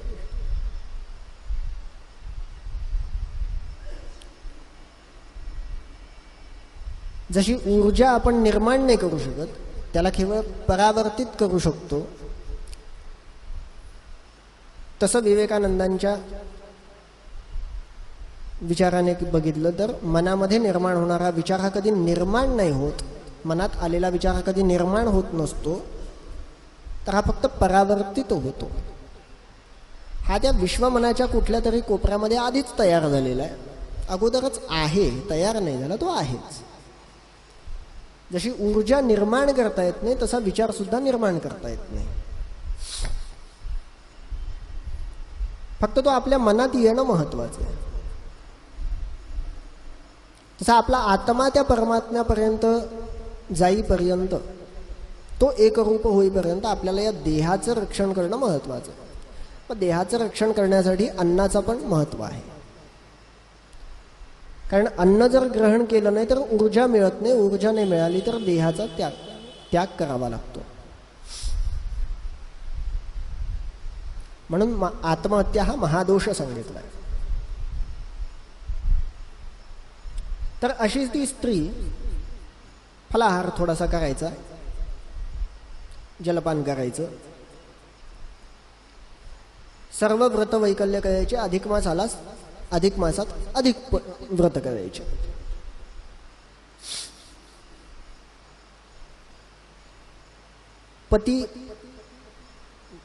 तिच्या पतीचं देहावसान झालं. मुलगा एकटाच आहे. मुलाचं काही कालांतराने विवाह झाला, 4-5 वर्ष झाली, परंतु त्याला काही मूल नाही. एक दिवस मुलगा सून दोघेही जण तिच्यावर रागावले, चिडले. तू एवढं भगवत भक्ती करतेस, भगवंतावर एवढी श्रद्धा आहे तुझी, एवढे व्रत वैकल्य केलेस, त्याचं तुला काय फळ मिळालं आजपर्यंत? आपण एवढे दुःखात का आहोत? मला नोकरी नाही आहे, 5 वर्ष झाले लग्न होऊन, मुलगा नाही आहे, मूल नाही आहे, ना मुलगा आहे ना मुलगी आहे, काहीच नाही, मूल नाही आहे मला, 5 वर्ष झाली. ती थोडं दुःखी झाली. तिला दुःख वाटलं. तिने मुलाला म्हटलं की बघ, मी भगवत भक्ती करते. भक्ती कधीही फलप्राप्त व्हावं म्हणून नाही केली जात. सेवा ही मेवा मिळावा म्हणून नाही केली जात. सेवा ती सेवा असते. सेवा करताना असा विचार करू नये की मला याच्या बदल्यात काहीतरी मिळालं पाहिजे. मी भगवंताची सेवा करते.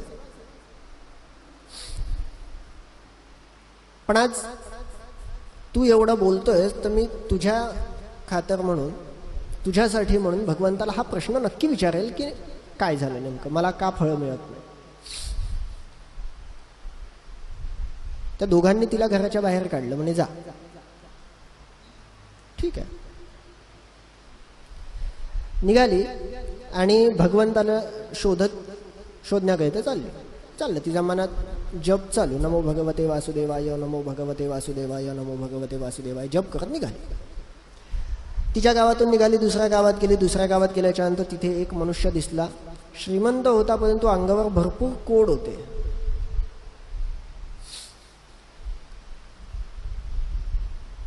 कोड असल्यामुळे गावातलं त्याच्याकडे कोणी पाहत नव्हतं. तो म्हणाला, कुठे चाललीस? म्हणे मी आता भगवंताला विचारायला चालली, असं असं झालंय माझ्याकडे. माझ्या मुलांनी आणि सुनेनी मला फार टोचून बोलले दोघं जण, आणि मी आता भगवंताला प्रश्न विचारायला चालली की माझं नेमकं मला त्या माझ्या कर्माचं फल का देत नाही, असं का मिळालं नाही. ठीक आहे, तू चाललीस तर माझा एक प्रश्न विचार. म्हणे काय? 15 वर्षापर्यंत माझं शरीर सगळं व्यवस्थित होतं. 15व्या वर्षी माझ्या शरीरामध्ये कोड उद्भवला, जो कुठल्याही औषधीने दुरुस्त होत नाही आहे. परंतु मी तर भगवंताची सेवा करतो. मग भगवंताची सेवा केल्यावर पण माझ्या शरीराला एवढा कोड कसा, किंवा मला याचं फलित का मिळत नाही? म्हणजे ठीक आहे, तुझा हा प्रश्न विचारेल आणि उपाय काय असेल तो विचारून तुला सांगेल. ठीक. निघाली, पुढे गावात गेली. गावात गेल्यावर तिथे एक कुंभार होता. कुंभारालाही दिसली. त्याने विचारलं की नेमकी कुठे चाललीस? म्हणे आजी, आणि असं असं झालेलं आहे, माझ्या मुलगा आणि सून दोघांनी मला टोचून बोललेत, मी भगवंताला प्रश्न विचारायला चालले. म्हणे ठीक आहे, चाललीस तर माझं एक काम कर. म्हणे काय? मी जातीने कुंभार आहे आणि माझा व्यवसाय आहे की मी मडकी घडवतो, परंतु घडवलेलं मडकं टिकत नाही, फुटतं. मग फुटल्याच्या नंतर बस जे शिल्लक राहतं ते भाजायला ठेवलं फुटतात. करावं तर काय करावं? आम्ही आमचा उदरनिर्वाह कसा करावा? ज्यांनी चोच दिली तो चारा पण देतो असं म्हणतात. मग त्या भगवंतानी जन्माला घातल्याच्या नंतर असं जर असेल तर आम्ही आमचा उदरनिर्वाह कसा करावा? म्हणजे ठीक आहे, तुझा हा प्रश्न विचारेल, काय उपाय आहे तुला येऊन सांगेल. निघाली. पुढे गेली, जंगलात पोहोचली. जंगलात पोहोचल्याच्या नंतर समोर एक भला मोठा साप आला.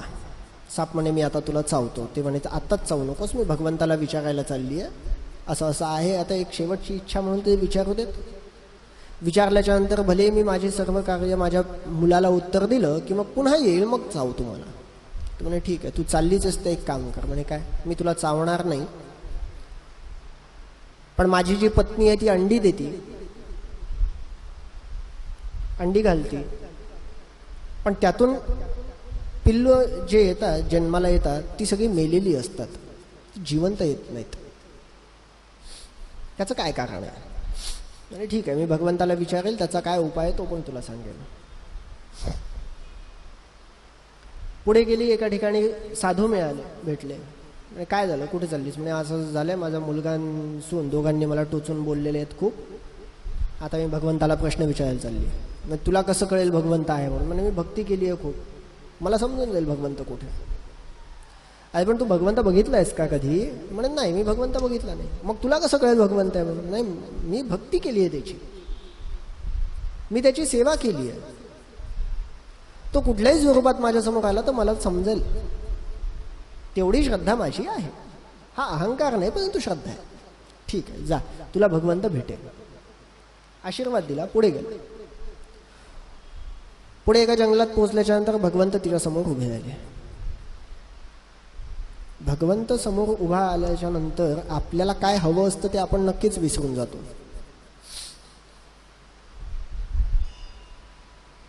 परमेश्वर तिच्यासमोर उभा आहे, पांडुरंग स्वतः उभा आहे. तो म्हणतो, तुला काय पाहिजे ते माग. ती म्हणते, मला काहीच नको.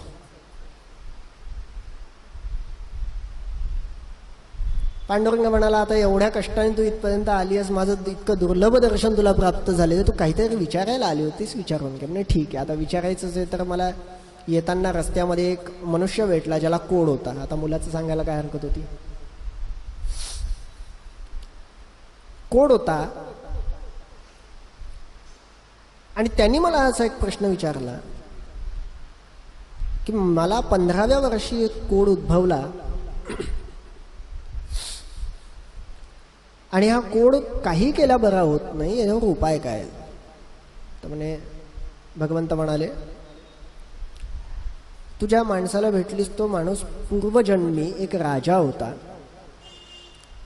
आणि तो सद्गृहस्थांना किंवा सत्पुरुषांना कोडाची शिक्षा द्यायचा. वेताचे कोड, अशी शिक्षा द्यायचा, आणि त्यामुळे त्याच्या शरीरावर हा कोड उद्भवला. आणि ठीक आहे, उपाय काय याच्यावर? माझ्या पायाच्या खालची जी धूळ आहे ती घेऊन जा आणि ती त्या कोडावर लाव, त्याचा कोड बरा होईल. ठीक आहे. तिथून पुढे निघाली तर मला एक कुंभार भेटला. त्या कुंभाराने सांगितलं त्याचे घडे टिकत नाहीत, ते फुटतात, काय करावं? म्हणजे गतजन्मी पण हा कुंभारच होता, आणि या कुंभाराचं एक असं झालं, त्याच्याकडे एक दाम्पत्य आलं होतं, गरीब होतं, त्यांच्याकडे पैसा नव्हता, त्यांच्या कन्येचा विवाह होता, आणि यांना एक कलश पाहिजे होता, घट, मृत्तिका घट पाहिजे होता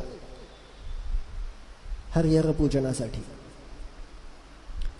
आणि तो मात्र तुझ्या पत्नीने देण्यास नकार दिल्यामुळे त्याने आणि त्याच्या पत्नीने दोघांनी पण त्यांना घराच्या बाहेर हाकलून दिलं, आणि त्या दाम्पत्याच्या शापामुळे ह्यांच्याकडे घडे टिकत नाहीत. मग ह्यांच्यावर उपाय काय? तर त्यांनी सांगितलं की ज्या ठिकाणी पाणी नाही आहे, पाण्याची व्यवस्था नाही आहे, अशा ठिकाणी 100 रांजण त्यांना पाण्याने भरून ठेवायला सांग, त्या पुण्याने त्यांचे घडे टिकतील. तिथून पुढे निघाले. पुढे निघाल्यावर मला एक भला मोठा साप दिसला, आणि त्या सापाने पण असा एक प्रश्न विचारला की त्या नागाची नागिण अंडी देते, परंतु ती अंडी उपजत नाहीत, किंवा त्यातून जन्माला आलेलं मूल जगत नाही, ते मरतं, ते का? म्हणजे त्याच्या नागिणीने एकदा अशाच एका गर्भवती स्त्रीला दंश केला होता. तिने असा विचार नाही केला की ती स्त्री जी आहे ती गर्भवती आहे. गर्भवती स्त्रीला दंश करू नये आणि तिने केला. त्या स्त्रीच्या पोटामध्ये असलेलं बाळ, तिच्या गर्भात वाढणारं बाळ, ते बाळ तिच्या गर्भातच मेलं आणि ती पण तशीच मेली. ती मरण्यापूर्वी तिने एक शाप दिला होता की तुझी पिल्लं जगणार नाहीत आणि म्हणून तिची पिल्लं जगत नाही. तर त्यावर उपाय काय? तर म्हणे नागिनीला सांग, नागिनीच्या जवळ जो नागमणी आहे तो एखाद्या गरीबाला दान करायला सांग.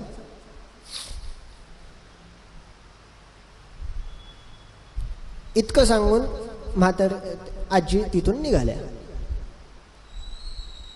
इतकं सगळं आठवलं, परंतु माझ्या मुलांनी मला काय विचारायला सांगितलं ते नाही आठवलं.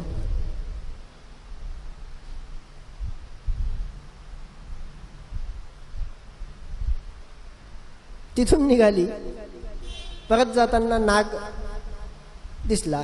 तो असा आला, कुठे असेल आजूबाजूला रस्त्यात, आला समोर. म्हणे काय झालं म्हातारे, भेटला का तुला भगवंत? म्हणे हो भेटला. माझा प्रश्न विचारला का? हो विचारला.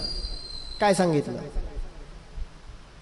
म्हणे तुझ्या पत्नीने एका स्त्रीला, गर्भवती स्त्रीला दंश केला होता, तिच्या पोटातलं बाळ मेलं आणि ती पण मेली. तर मरण्यापूर्वी तिने शाप दिला होता तुझी पिल्लं जगणार नाहीत म्हणून तुझी पिल्लं जगत नाही. म्हणे उपाय काय? म्हणे तुझ्या पत्नीजवळ जो नागमणी आहे तो एखाद्या गरीबाला दान कर. म्हणे आजी परिस्थिती अशी आहे, दान करायला तर हरकत नाही, पण मी जर एखाद्या गरीबाच्या जवळ गेलो तर एक तर घाबरून तो पळून जाईल, नाही तर काठी घेऊन माझ्या मागे पळेल. यापेक्षा एक काम कर, तूच हा नागमणी घेऊन जा. सत्कर्माचं फलित सुटत नाही. हा नागमणी जो आहे हा चिंतामणीसारखं कार्य करतो. जे तुला पाहिजे ते तू फक्त याच्या समोर स्मरण कर, ते तुला प्राप्त होईल. नागमणी घेतला, पुढे निघाली. त्या कुंभाराजवळ गेली. कुंभार पण धावत धावत आला. म्हणे आजी भेटला का भगवंत? म्हणे हो भेटला. काय सांगितलं त्याला? माझा प्रश्न विचारला का? विचारला. त्यांनी काय सांगितलं?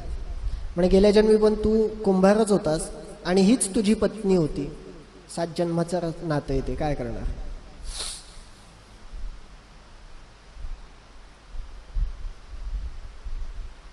हीच तुझी पत्नी होती आणि तुमच्या दारात एक दंपत्य आलं होतं. ह्या दंपत्ती गरीब होतं, त्यांच्या कन्येचा विवाह होता. हरिहर पूजनाकरिता त्यांना कुंभ पाहिजे होता आणि तो कुंभ तुम्ही दिला नाहीत. त्यांना तुमच्या दारातून अपमानित करून हाकलून दिलं. म्हणून त्या दंपत्याने तुम्हाला जो शाप दिला होता त्या शापामुळे तुमच्याकडे घट टिकत नाहीत. आणि उपाय काय? अशा ठिकाणी, ज्या ठिकाणी पाणी नसेल, तर अशा वाटेमध्ये वाटसरूंना पाणी पिण्याकरिता रांजणभर, पशुपक्ष्यांना पाणी पाज. कारण तो देखील अधिक मास ज्येष्ठाचा आहे, ग्रीष्म ऋतू आहे, उन्हाळा आहे, ताप खूप आहे. त्यांना पाणी पाज आणि त्या पुण्याने कदाचित तुझे घडे टिकतील. तो खूप आनंदित झाला. त्याने एक घडा घेतला, कच्चा होता परंतु तो दिला.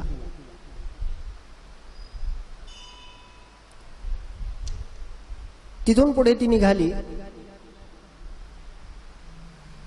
वाटेत असलेल्या त्या कोड असलेल्या त्या मनुष्याकडे आली.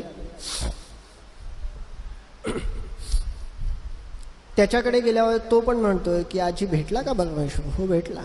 माझा प्रश्न विचारला. काय सांगितलं तुला? म्हणजे तू गेल्या जन्मी राजा होतास. सत्पुरुषांना तू त्रास द्यायचास, त्यांना कोडाची शिक्षा द्यायचास आणि त्या सर्वांच्या शापामुळे तुझ्या शरीरामध्ये एवढे कोड निर्माण झाले. परंतु तुला उपाय सांगितलाय. तिने तिच्या लुगडाच्या फाटक्या पदरामध्ये बांधून आणलेली ती भगवंताच्या चरणाखालची माती, धूळ, ती त्याला दिली आणि त्याला म्हटलं ही धूळ मात्र तुझ्या त्या कोडांवर लाव, कोड बरे होतील. त्याने ते श्रद्धापूर्वक लावले, कोड बरे झाले. तो खूप आनंदित झाला आणि खूप श्रीमंत होता तसाही तो. त्याने भरपूर धन अलंकार, वस्त्र तिला दान केले.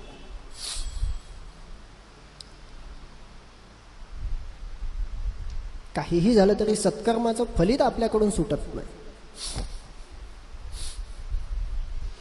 परंतु एवढं सगळं करताना ती मात्र एवढं मात्र विसरली की आपल्या मुलाने आपल्याला काय सांगितलं होतं.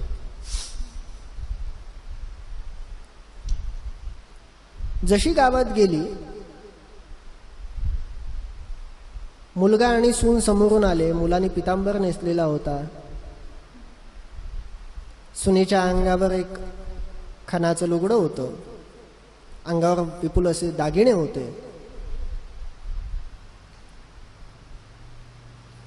आणि अशा स्वरूपात ते दोघं जण तिचं स्वागत करायला आले. म्हणे, आई चल, परमेश्वराने तुझ्या कर्माचं फलित तुला दिलं बरं. घर पाहते बाहेरून तर 2 मजली वाडा आहे. आतमध्ये जाऊन प्रत्येक ठिकाणी पाहिलं तर सोन्याचे अलंकार आहेत, कुठे झुंबर आहेत. आणि प्रकाशित असा तो संपूर्ण वाडा तिला प्राप्त झाला. कशामुळे? तर तिच्या या सत्कर्मांमुळे. असं या सत्कर्मांचं फलित जे अधिक मासामध्ये अधिक स्वरूपाने आपल्याला प्राप्त होतं, असा तो दुर्लभ असा अधिक मास आपल्याला आलाय. आणि म्हणून ह्यामध्ये अधिकाधिक आपण भगवंताचं स्मरण केलं पाहिजे, पूजन केलं पाहिजे, आराधना केली पाहिजे, विविध व्रतांचं आचरण केलं पाहिजे.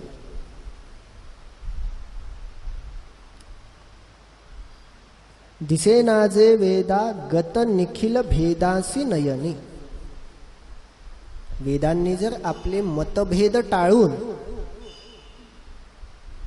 त्यांना जे हवंय असा जर विचार केला तर तेही त्यांना सापडणार नाही. असं जे विशुद्ध तत्व आहे, विशुद्ध तत्व म्हणजे भगवत प्राप्ती, ही कोण आहे? ही तूच आहेस. न जेथे जीवांची प्रसरती मनोवाक्य सरणी. मानवाच्या मनाची आणि वाणीची गती खुंटते. भगवत प्राप्ती झाल्याच्या नंतर मन पुढे विचार करणं सोडून देतं. आपल्याला जे पाहिजे असतं ते जर आपल्याला मिळालं ना, तर काही काळाकरिता काय असेल ना, पण मन कार्य करणं बंद करतं.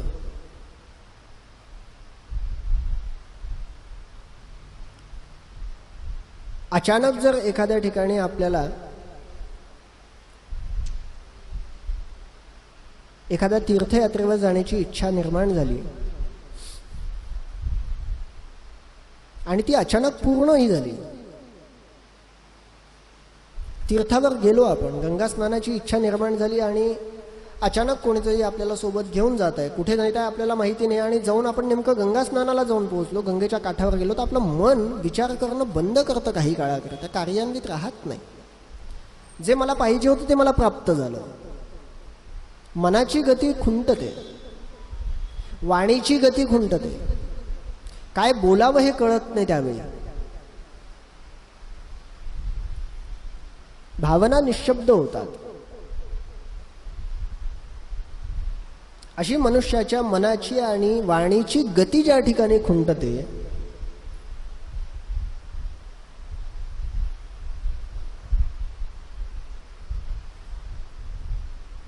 आणि ज्या ठिकाणी स्वतेजाने तू आमच्या मनातला अंधकार नष्ट करते, असं विशुद्ध तत्व आहेस तू. विषय नाही आहेत, विशुद्ध तत्व आहेस. विषय कोणते? काम क्रोधादी विषय. काम, क्रोध, लोभ, मोह, मद, मत्सर.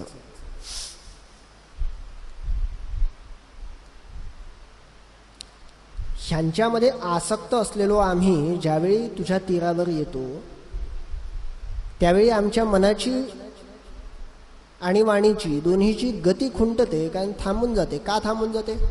कारण ते ईश्वर तत्व आम्हाला तुझ्या ठिकाणी प्राप्त होतं. ज्या ठिकाणी तुझा स्पर्श झाला की आम्हाला भगवंताची प्राप्ती होते, आम्ही मुक्त होतो.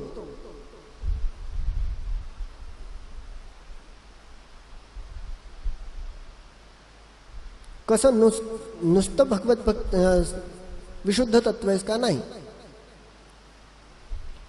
महादानैर ध्यानैर बहुविध वितानैर पीचयन, असं विशुद्ध तत्व आहे जे अत्यंत कठोर तप केलंय, दान केलंय, महादान केलंय, ध्यान केलंय, धारणा केली आहे, व्रतांचं आचरण केलंय आणि त्यानंतर जे प्राप्त होणार आहे असं विशुद्ध तत्वत्व आहे जे आम्हाला सहजासहजी प्राप्त होऊ शकतं.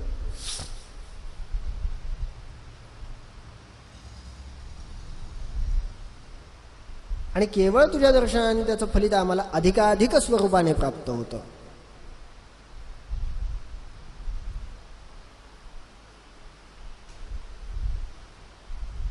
दानाचं पुण्य आहे, ध्यानाचं पण पुण्य आहे, कारण ही सत्कर्म आहेत. सत्कर्मांचं फलित काय असेल तर पुण्य आहे. आणि ह्या पुण्याईने आम्हाला जे पद प्राप्त व्हायला पाहिजे केवळ तुझ्या दर्शनाने प्राप्त होतं.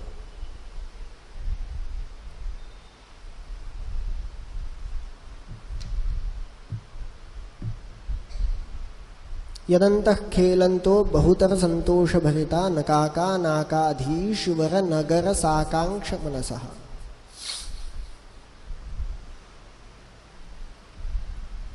स्मृतं सद्यस्वान्तं विचरति शान्तं सकृदपि.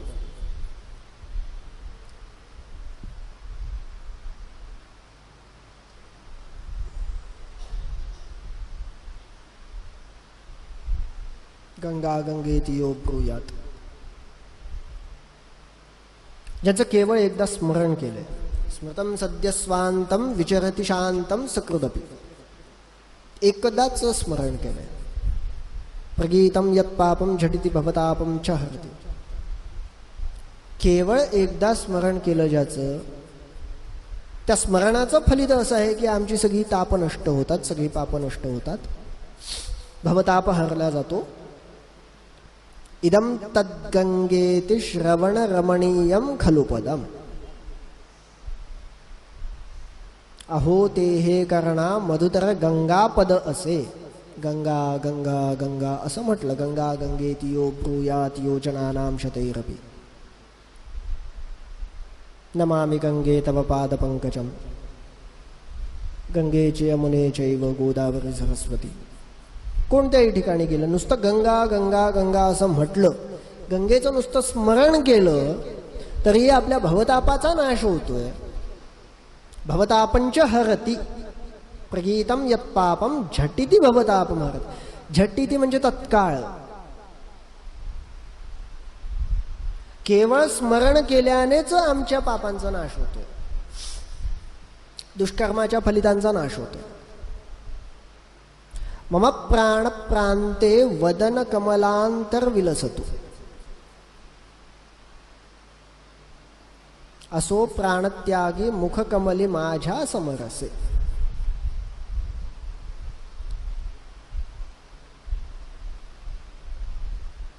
मग केवळ नुसतं गंगा गंगा म्हटल्याने जर माझ्या सत्कर्माच्या फलांची वृद्धी होत आहे, भवताप नष्ट होतोय, गंगा पापम शचीतापम दैन्यम कल्पतरुस्तथा असं म्हटलं जातं. गंगा स्नान केल्याने पापांचं हरण होतं, पापांचा नाश होतो.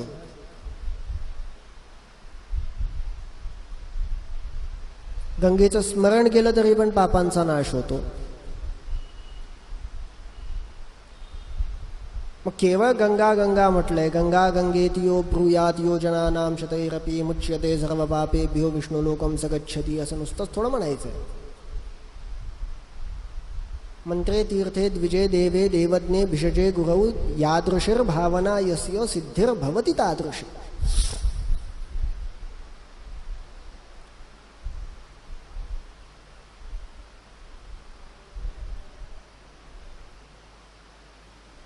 कुठलेही मंत्र म्हणायचे असतील तर त्या मंत्रांमध्ये तेवढी श्रद्धा असणे आवश्यक आहे.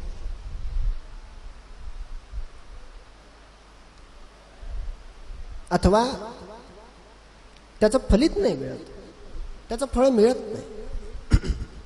यादृशीर भावना यस्य सिद्धिर भवती तादृशी. ज्याची भावना त्या ठिकाणी जशी आहे त्याप्रमाणे त्याला फल प्राप्त होतं.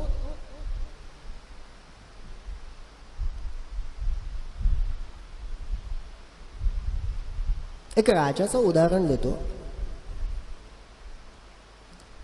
एक राजा होता आणि त्याच्या राज्यामध्ये एक चोर आला.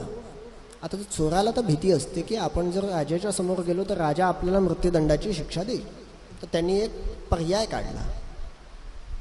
त्यांनी साधूचा वेश धारण केला आणि राजाच्या समोर गेला.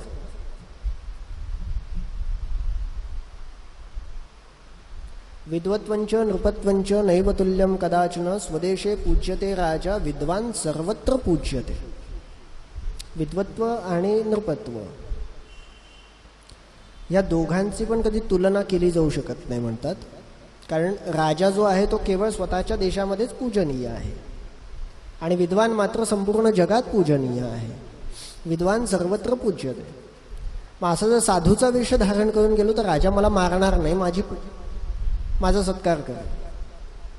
त्यांनी सुद्धा काय केलं, साधूचा वेश धारण केला आणि तो निघाला. राजाकडे गेला. राजाने त्याचा सत्कार केला. खरंच त्याची पूजा केली. सिंहासनावर त्याला बसवलं. या राजलोकांचं एक वैशिष्ट्य आहे. विद्वान आला, संत सत्पुरुष आले तर आपण आपल्या जागेवरून उठून त्यांना स्थान दिलं पाहिजे. आता हा चोर हे माहिती नाही आहे ना. माहिती असतं तर त्याला सिंहासनावर बसवलं नसतं. परंतु हा साधूचा वेश धारण करून आलाय, त्याला बसवलं, त्याची पूजा केली. पूजा झाल्यावर त्याला विचारलं, थोडंसं काहीतरी जीवनाचं सार्थक होईल असं काहीतरी सांगा. तो म्हणे, घीस घिसावे घीस घिसावे ऊपर लगावे पाणी.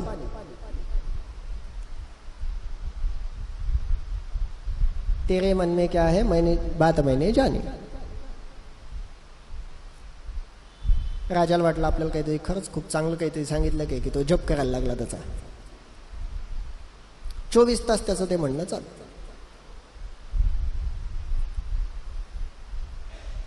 एक दिवस असं झालं, राजा सकाळी, आता राजे लोक जे असतात ते असे टापटीप राहतात सगळे. त्याला दाढी करायची होती, शेविंग. त्यांचे स्पेशल काही वारीक असतात, ठरलेले लोक असतात, ते येतात. तसा तो न्हावी आला. आणि त्या काळामध्ये वस्त्रा जो होता तो आजच्यासारखा ब्लेड लावला जात नव्हता. तो लोखंडाची पट्टी असायची, त्याला घासावं लागायचं.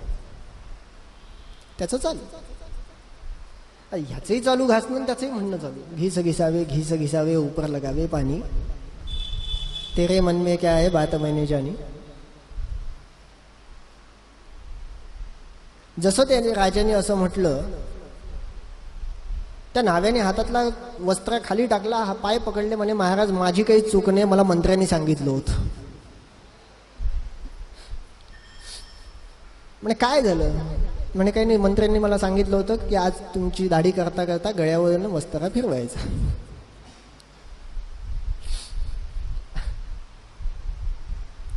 यादृशीर भावना यस्य सिद्धिर भवती तादृशी. जशी मनामध्ये भावना असेल मंत्राच्या बद्दल, तीर्थाबद्दल,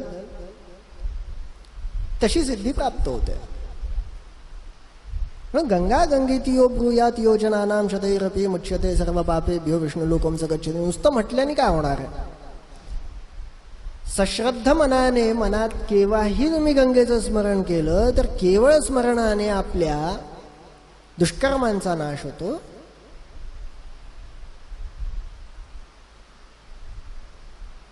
सर्व पापांचा नाश होतो.